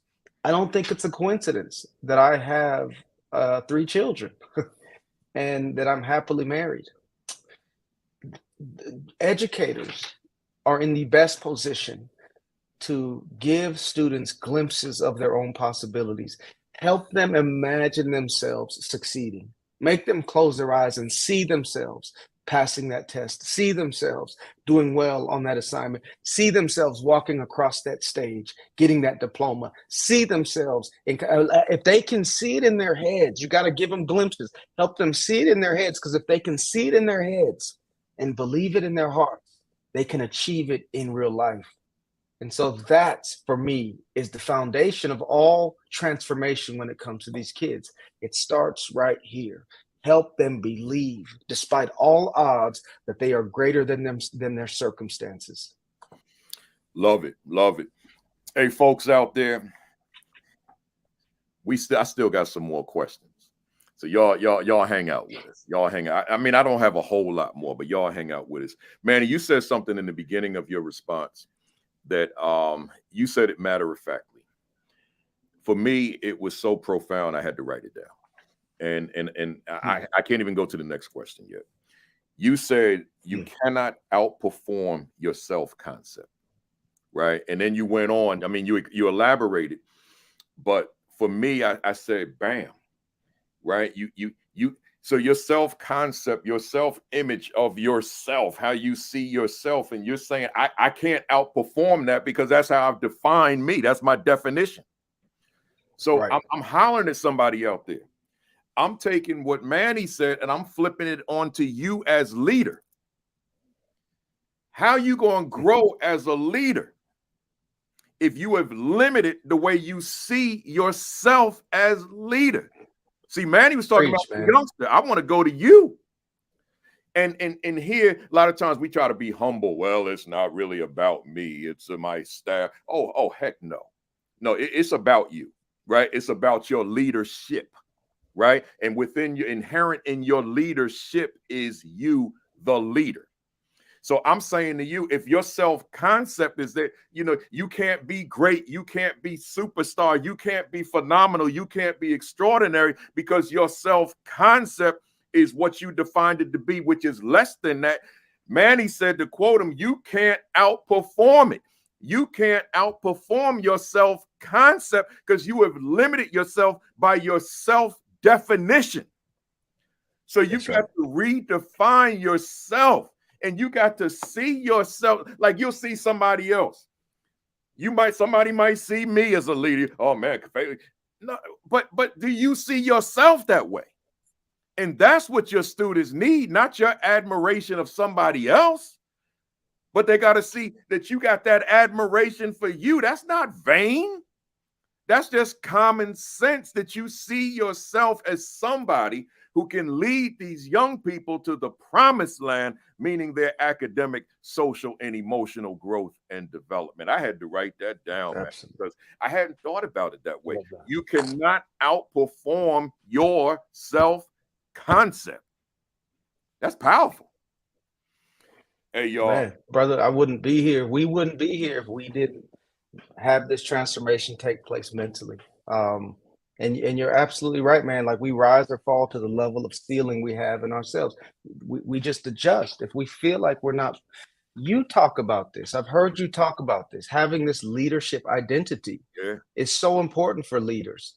You might be, we all have these identities, right? Father, speaker, educator, principal, assistant principal, brother, sister, whatever. And sometimes there's a role conflict. But when you walk into that school, what identity are you embodying? What are you carrying into that space? And so I'd be acting a fool at home with my wife and kids. Sometimes the hair grow out, I'm acting a fool. That's not my best self. It's just me at home. But when I'm walking into these rooms, these people don't need the Manny at the house. They need me to be the embodiment of hope despite all odds. They need me to be my very best so they can be their best. And so I've had to internalize this self-concept. Who am I for these people? Who do these people need me to be? The best parts of me. And as a leader, that self-concept is huge. That identity. Who are you as a leader? When people see you, what do they feel? What do they think? For me, when I walk into a room, I hope that they see that despite all odds, despite all challenges, you can overcome every one of those obstacles through determination, through hard work, through never giving up, through perseverance.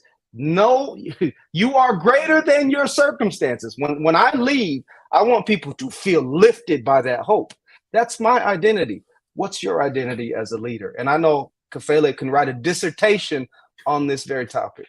No, but I love it. And see, this is what we were talking about before. Now, Josh Tovar that I have on the screen, that's a principal out in my man, yes, sir. So you know Josh.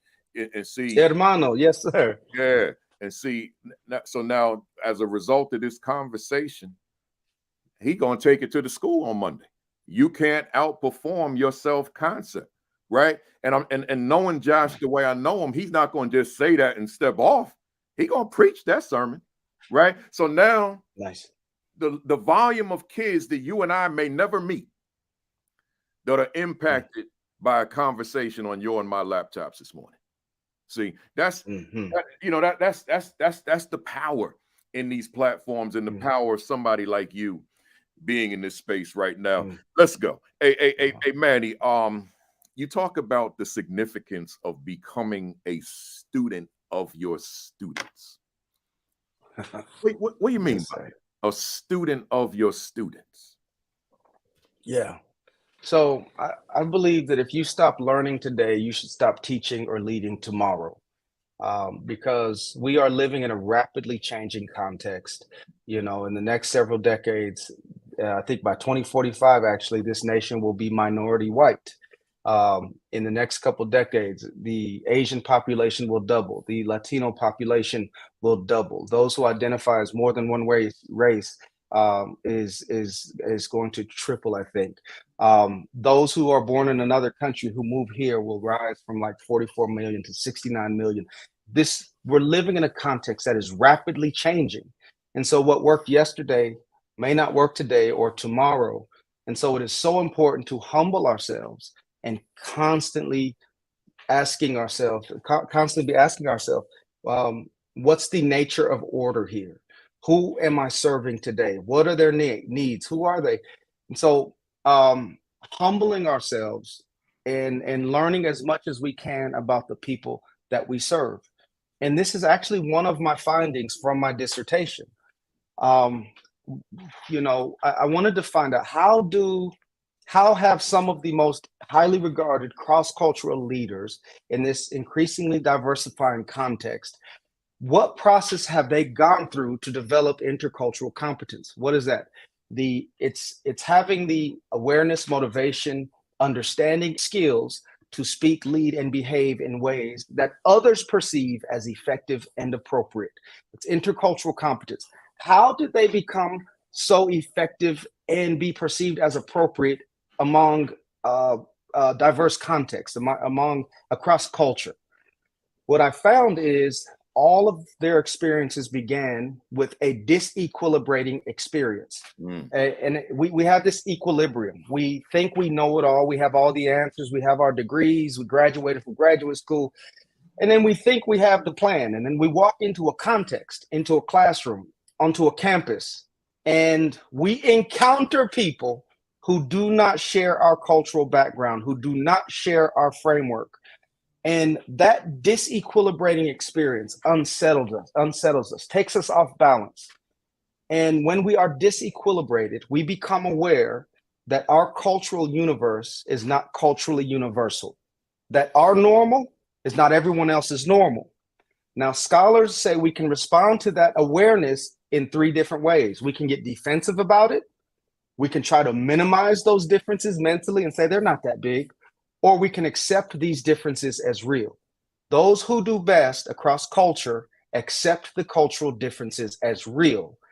That awareness and acceptance is followed by a humility. They take on the posture of a learner, and they're motivated. Several of them said they had a second calling to become more effective with that particular group of people. This motivation, this drive, this desire to do better with that group, to reach that group. That motivation was followed by learning. They read books, they attended conferences, they watched webinars, they joined small group discussions. But the most significant factor in their development of learning, in their learning process, was finding a cross-cultural mentor, someone that they could talk to one-on-one weekly about what they were perceiving, the experiences they were having, the frustrations, and getting feedback from someone who is from that other culture. That led to them developing an intercultural understanding, which was followed by a cultural self-awareness, the ability to describe and understand the objective and subjective cultures from which we come. It's from this understanding of others and ourselves that we then have the ability to contextualize the amazing content that we want to share with the people we want to teach. So these leaders, the best leaders, and I've heard you talk about being your authentic self, these leaders were committed to being themselves. This is who I am, while at the very same time recognizing their need to adapt to themselves for the sake of the people they're serving, staying true to themselves, but adapting the communication, adapting the way they deliver the message, adapting the introduction, the body, the conclusion, the examples, the application, the exercises. Adapting those things led to their competence and ultimately to many, many rewards, lives turned around, increased performance, student engagement, but none of that is possible if we do not humble ourselves and become a student of our students. There's an expression I think we use within the African American community. It's cultural, and the expression is "teach hard." And you just taught hard on that one. That was some hard teaching that you just did there. Probably most of the people on the thread, if not all of them, want you to go deeper because it was so deep, right? But you taught hard on that one, man. Let me keep moving because of time.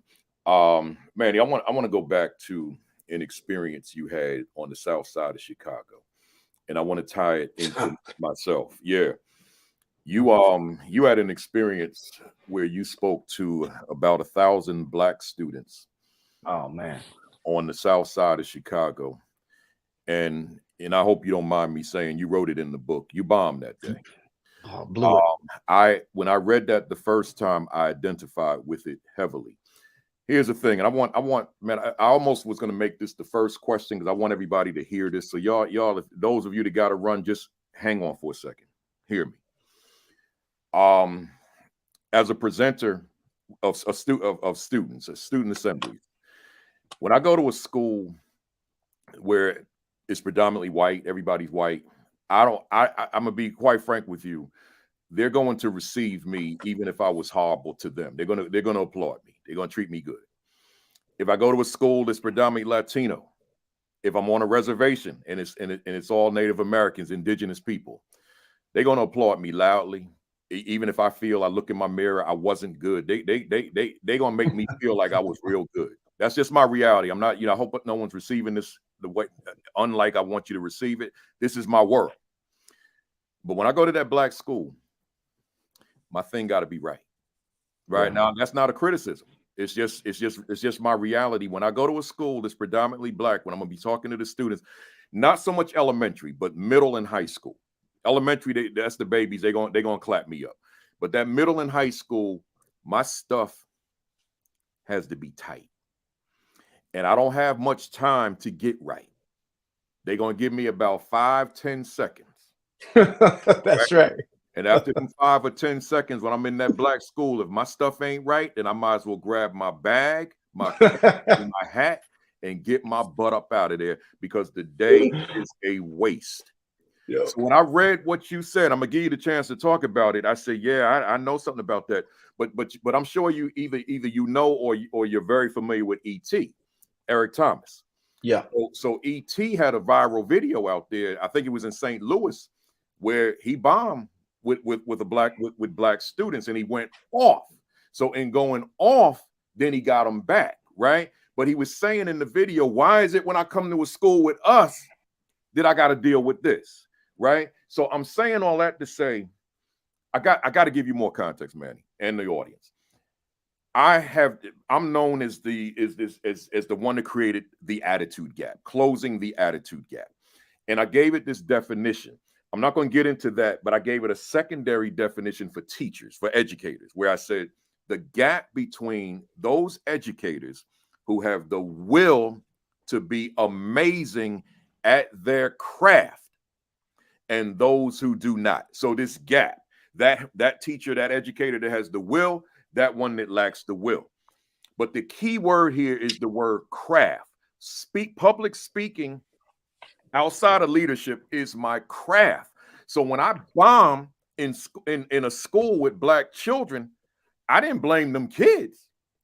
I had to go back to the lab and say, what is it about me, my content, my delivery, my presentation that I'm not connecting with Black students in that regard, those particular Black students in that regard, meaning that who I am with a white audience, I can't necessarily be with a Black audience of children. I have to consider who's in the room, which I'm saying to my audience as I turn this over to you, our audience, that you have to consider who's in your building.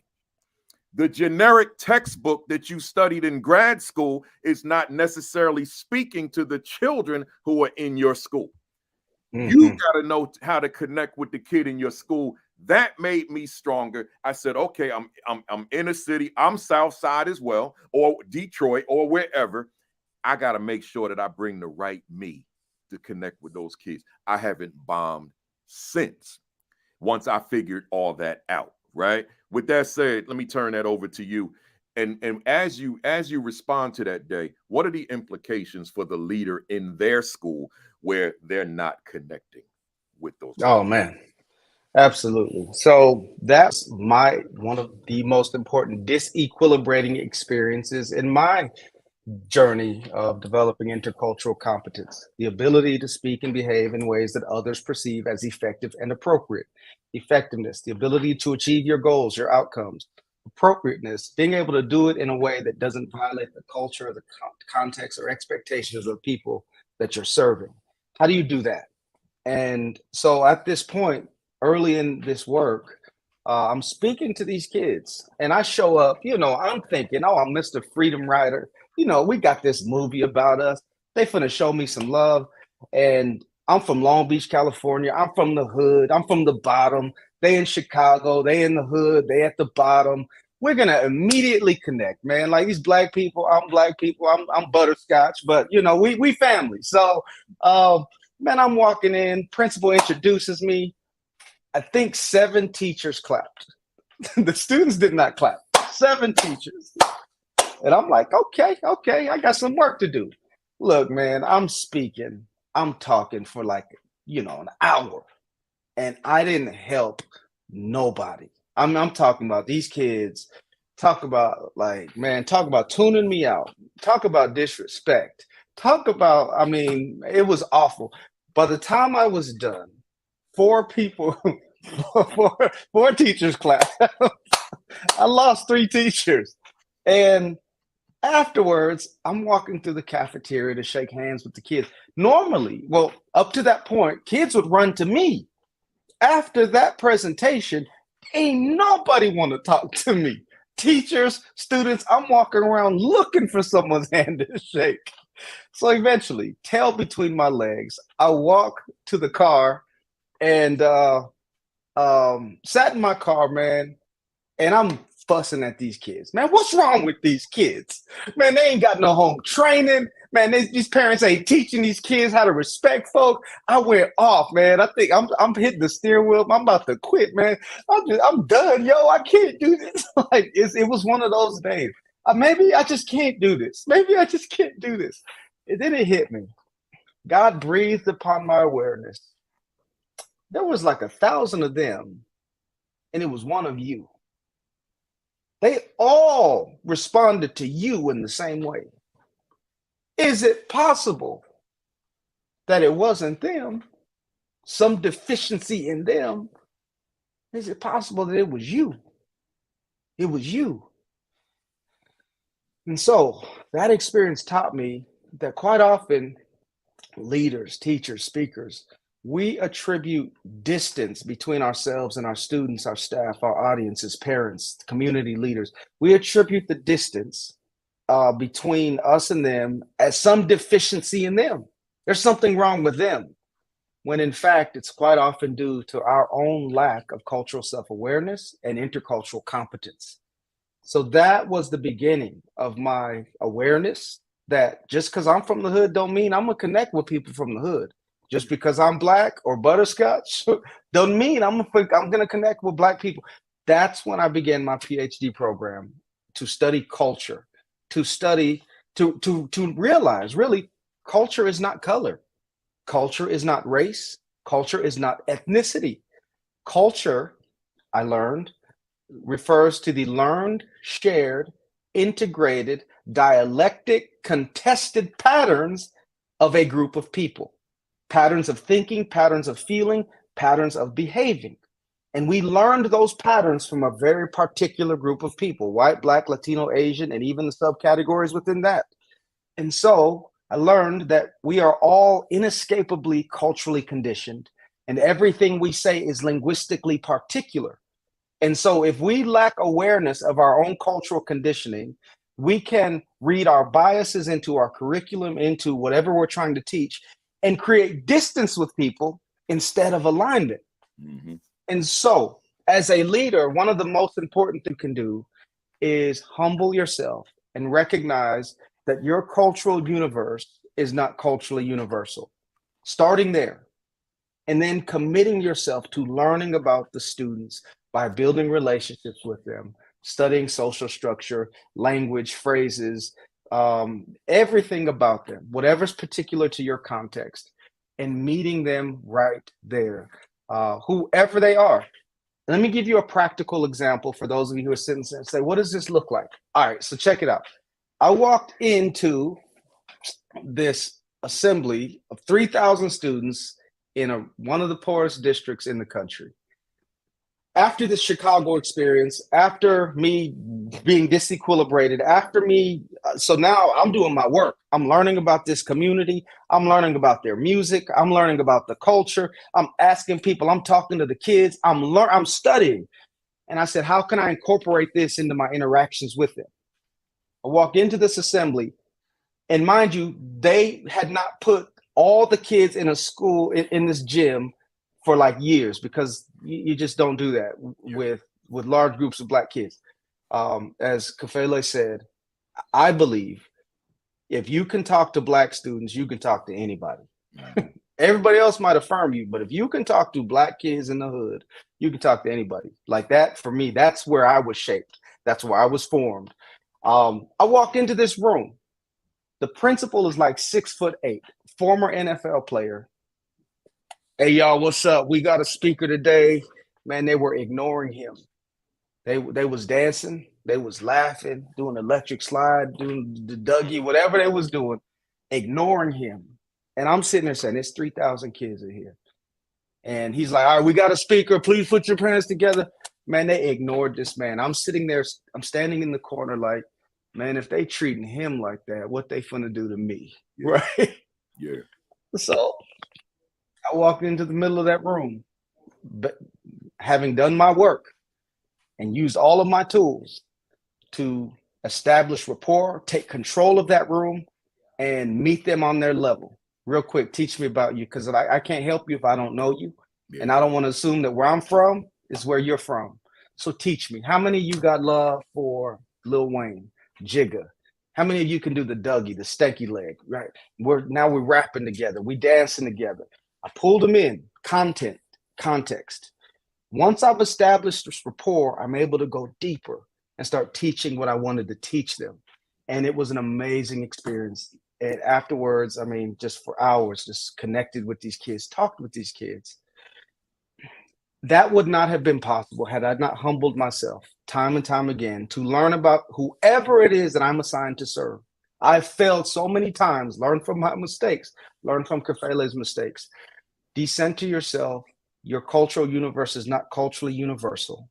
And enter into their world as a servant leader, learning as much about them as possible and incorporating that into your interactions with them. That, to me, is when the magic of learning and transformation takes place. I love it. You know, let me say to the folks out there, I got one more question too, and then we go to the rapid fire, bam, impact questions. But hey, leaders out there watching, when you invite us, meaning just whomever, speaker to come speak to your students, don't introduce us as, all right, we got a speaker for you. Don't do that. Oh, don't do that. Please don't. Like first, you get control of the room. You have to command your audience, your students' attention. Because see, what happens as I'm sitting back watching, remember, if I'm a speaker, I'm sitting there as a former principal, right? So that's always going to be there. So I'm there to speak to the children, but I'm best believe I'm watching you, because that's the lens I wear always. I sleep in it, right? So that's right. I'm watching you as you introduce me. So if you're introducing me and everybody's talking, I'm watching you. So I was in a district, which I won't name, but it was out west, and they brought 4,000 students into a gymnasium. So the gymnasium was like a little mini arena. The audio system, the PA system was not working well. So no one up top could hear me, literally. So the principal said what I just said, we got a speaker, and hand me the mic. I start talking. I can't hear myself. So let me tell you what I did. Sir, I say within 2 minutes of my presentation, sir, here's your mic back. Bye. I left. I walked out of there. Right? I walked out of there. You ain't disrespecting me like that. Yes, right? sir. You ain't compromising my brand like that, right? Put me in there with 4,000, which I didn't know I was talking to 4,000 until I got there. I thought I was talking to about 1,000. Right. So 4,000, the whole school, one of them big mega schools out west. So and then no one heard him, so they ain't not gonna hear me with my bass sound anyway. So here's your mic back. I'm not doing this, right? So I'm saying to y'all, you know, I'm being facetious, but I'm being serious. Don't introduce the speaker that way, y'all. Don't Have do it. full attention first, so that we can transition into the presentation. Not us fighting to get their attention after you didn't get it, right? So, no, yeah. Oh, brother, amen. Please take your mic back. take your mic back. It's real. Sometimes, you know, it's been in situations, man, where I really sometimes I'll just take it for the team, and I'll model for the leaders how to take control of a room. I'll model for the teachers how to take control of this room. I was one quick story, and I know we got to go. I was speaking in a really rough neighborhood, and they brought me in. It's 2,000 kids, and before the assembly, several administrators. One administrator, black woman, comes up to me and says, I've been in education 32 years. This is the worst group of kids I've ever worked with. I said, what do you mean? She said, they disrespectful. They don't listen to nobody. They don't listen to speakers. Can you just please try to help us? Like, we praying for you. And now I'm sitting there like, okay, what they got me? What they about to set me up? The superintendent walks in with her staff. She says, Mr. Scott, when the kids start acting up and like disrespecting you and stuff, like, what do you want us to do? Do you want us to take them out the back door or the side door? Just let us know. And I'm sitting there like, really, like, this is really they know what's about to happen. I said, you know what? What I need you all to do is have a seat and let me do my job. And please don't remove anybody from this room. I got it. And so for the next hour, those were the most respectful, engaged, compliant kids, inspired, recommitted to doing their best in school. Afterwards, superintendent says, that was a miracle, what you just did. That's exhausting work. Please don't make us do it. But that's why I think we get paid to do what we do, because I understand how to work in almost any environment, but I'd rather be introduced properly. So we created a nice intro for people who don't know us. But you're absolutely right, man. I lost my hair and so much walking into these stressful environments. But I've never walked out like that, except one time in another state. I won't say. I told them my expectations. This is what I require. Man, they didn't prepare the room for me. So these kids is just getting disrespectful. I handed the mic back after about an hour. I said, that was disrespectful. And I think you got to teach people how to treat you. And so I bounced. Yeah. And I had conversation with the principal after the fact, and I was able to educate him, and he understood. And maybe it never happened again with future speakers. Good stuff. Hey, y'all, I got one more. It's quick. You know, you talk about in chapter 6 of the book, help them find their voices. You know, folks that watch the platform regularly, they know when I talk about equity, I have 3 non-negotiables in any equity conversation. And those non-negotiables are student individuality, student racial / cultural identity, and student voice. And I want to go to that third one, student voice. And I say to folks, I think I say to 100% of my audiences that there's got to be an intentionality in that class that creates structures and mechanisms to enable young people to find their voices. There's got to be a vehicle for them to find their voices on the one hand, but also the respect and appreciation an acknowledgement of their voices, even if their voices do not sound like the teacher's voice. Maybe my ideas, maybe my beliefs, maybe my opinions, maybe my perspective, my vantage point is very different from yours because my world is very different from yours. So with all that said, simple question, what is, and I know that with you all going back to the movie now, going back to Miss Gruelle, that you all were journaling to express your voices, and that helped you to find your voice. So with that, just talk to us about why it is so significant for an educator, in this case a leader, as a part of that coaching between leader and teacher, to ensure that children are in environments where they can find their voices but also articulate their voices. Absolutely. So I'm absolutely convinced, not only from my background, but really undergirded by the data I have received and gathered from my work over these past 20 years, 20 plus years with kids, directly with kids. I'm absolutely convinced that although students need grit to succeed in school, work, and life, they absolutely need grit to succeed. I'm more convinced now than ever that they need healing first. So many of our kids, where I'm from, across this nation of every ethnicity, have been traumatized. I'm talking about a brokenness and a pain that I can't even think about without crying. Journaling and creating a space for kids to heal, to me, is fundamental, and it's through journaling for us that it gave us the space to just talk about and go back through the pain that we'd endured. And so I had a teacher. She was the Miss G, we call her Miss G. Miss Gruelle was the first teacher in my entire life and one of the only ones to ever give us space to just get it out. First one, man, we'd seen people. I saw someone die in front of me. We'd seen people. We saw some terrible things, but no one ever helped us. They told us to go ride our big wheels after we saw someone get killed, or they just told us to kind of go play. No one ever. We didn't have counselors. We didn't have no help with the trauma. We were just told to get over it and to move on. And death is just a part of life. Where I'm from, none of us thought we would make it to our 18th birthdays. Like, none of us. I knew I was gone. People around me were dying. And so when our teacher gave us the opportunity to get it out, that was huge for us. She said, I can hear her voice. She says, I want you to write. She says, I go home at night and I cry sometimes. I cry because of the things you've shared with me.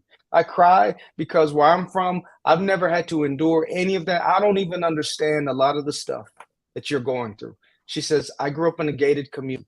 The only handicap her father knew, she says, could be found on a golf course. She said, voices like ours, she was shielded from hearing voices like ours. She didn't know voices like ours even existed. She says, so my job, she says, I'm not good at a lot of stuff. She says, but I can write. And she says, everyone in this room has a voice, and I'm going to help you find it because the world needs to hear your voice. So I want you to write. I want you to write about the time you lost your boy who was mowed down in a drive-by shooting.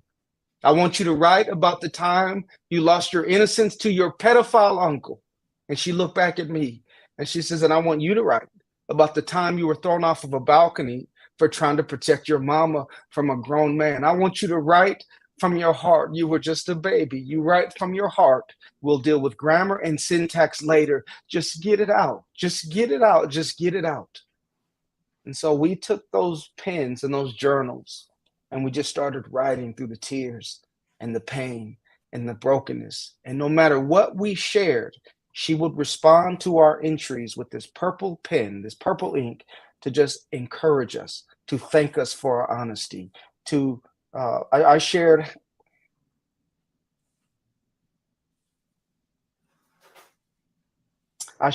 how my best friend was killed on his way to see me. And I don't let people in. I've lost too many people.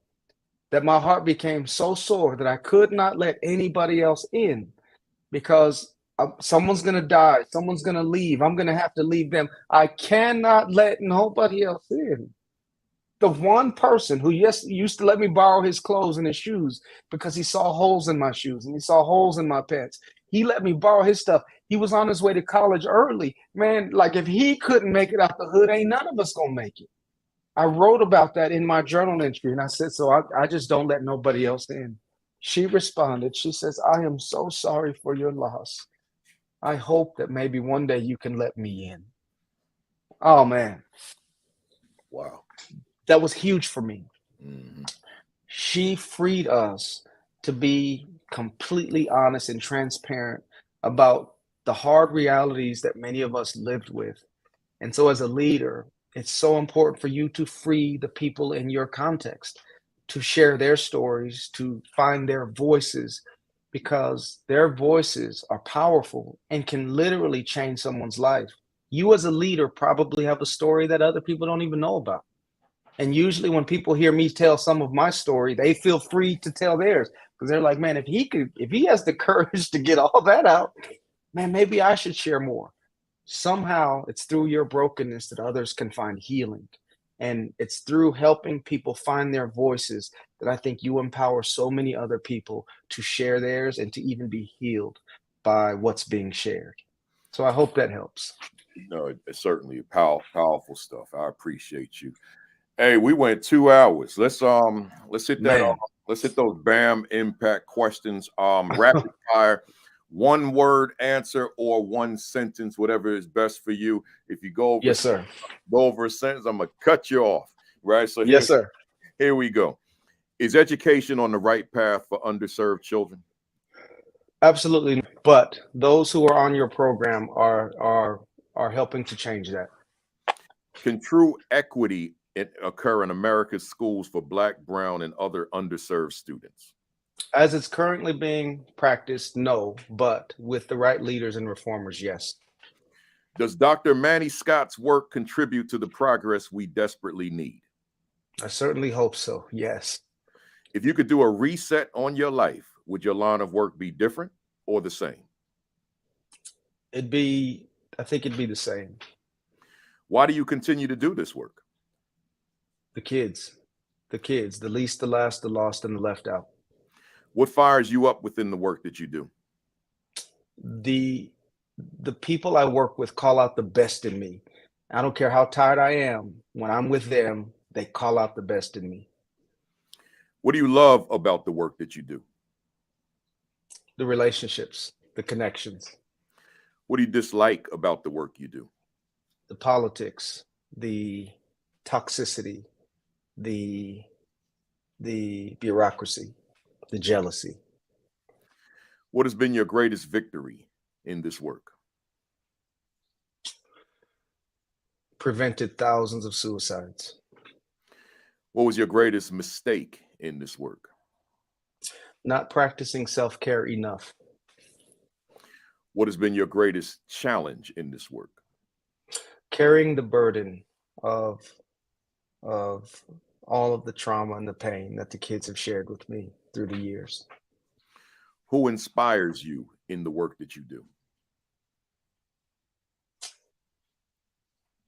Brothers like you and the kids, those beautiful children, inspire me to keep serving. What are you reading right now? Book, blog, article, anything? You know what? I just finished worked on my PhD for 12 years. So my brain is fried. Yeah. I'm not reading much of anything right now. I'm still recovering. That's understandable. What book would you recommend for our viewers this afternoon? All of your books, all of your books. And if you really want to understand, like my last 20 plus years of work, I share 40 of the most powerful lessons I've learned from this work, working with kids in this book, Teacher Secrets. Every educator must know to reach the little Manny Scotts in your life. And you can get that on Amazon? Amazon, mannyscott.com. All right, Yes. We'll go through that in 1 second. What book would you, yeah, I read that. What do you want to accomplish that you haven't accomplished yet?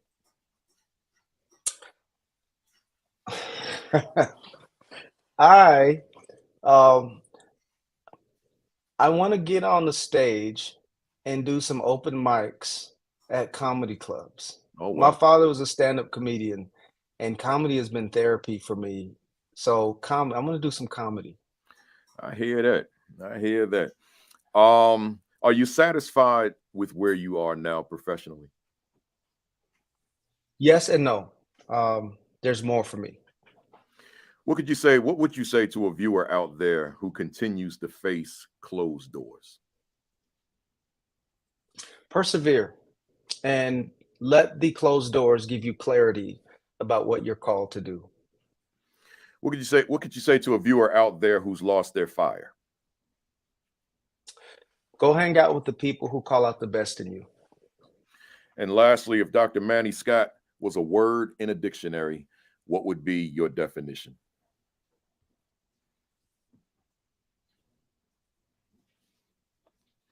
Hope. Hope or perseverance. One of those, one of those two. Yeah, they kind of go together. Hope and perseverance. Good Yeah. stuff. Hey, folks, I know we went long, but if you love what you heard, if you benefited from it, if there was something you could take back to your school, you know how we do it. Give me some emojis, give me some fire, give me some hearts, give me some bombs, give me some diamonds, give me some praise, whatever it is that you do. I see it coming already. Actually, I saw it coming while we were going through the questions, so that was a good thing. Y'all got ahead of me. That's the ones that rock with us. You know, we family here, so the ones that rock with us ongoing, they already know where I'm going before I go. So Yes, I see it coming now. And my tradition, Manny, for the guests, when y'all be hitting them out the park, we get the baseball bat out and symbolize that you just hit grand slam, Josh Gibson style. Wow. 800 home runs, Negro League. Josh Gibson, Yes, sir. you hit it out the park. Several God grand bless you, slams, brother. not just one grand slam in one game, but you hit about 4 or 5 of them. I didn't say home run, I said grand slam, right? So that's a Wow. whole lot of runs that scored in the game. So Thank you, brother. It's been my privilege and honor, brother, to be here with you. oh yeah, tell the folks before they leave, how can they reach you? How can they get your books? How do they book you? All that good stuff. MannyScott.com is my online home. You can follow me on social media, Facebook, Instagram. I'm sharing just inspiring messages, videos daily. But just reach out to us if you think there's an opportunity to serve a group that you think I could help. That's it. Excellent. And again, the books, the one I have here, but also the one that Manny just showed you and his others. He's got a library of books. It's not just the 2 books.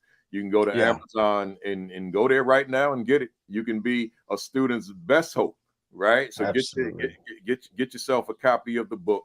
And I'm sure it'll bless you as it has blessed me.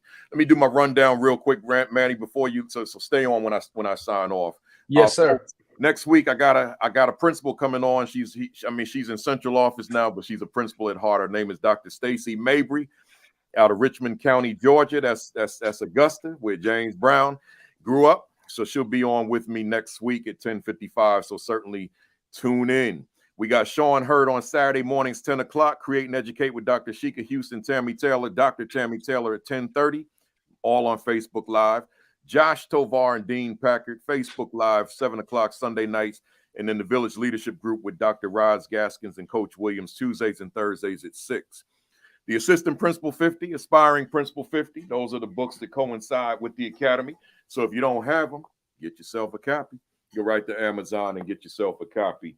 Where we at here? We at principalkafele.com for all my free stuff, man. Blogs, articles, video, audio, podcasts. You know, everything is there. Just go on and check it out. principalkafele.com.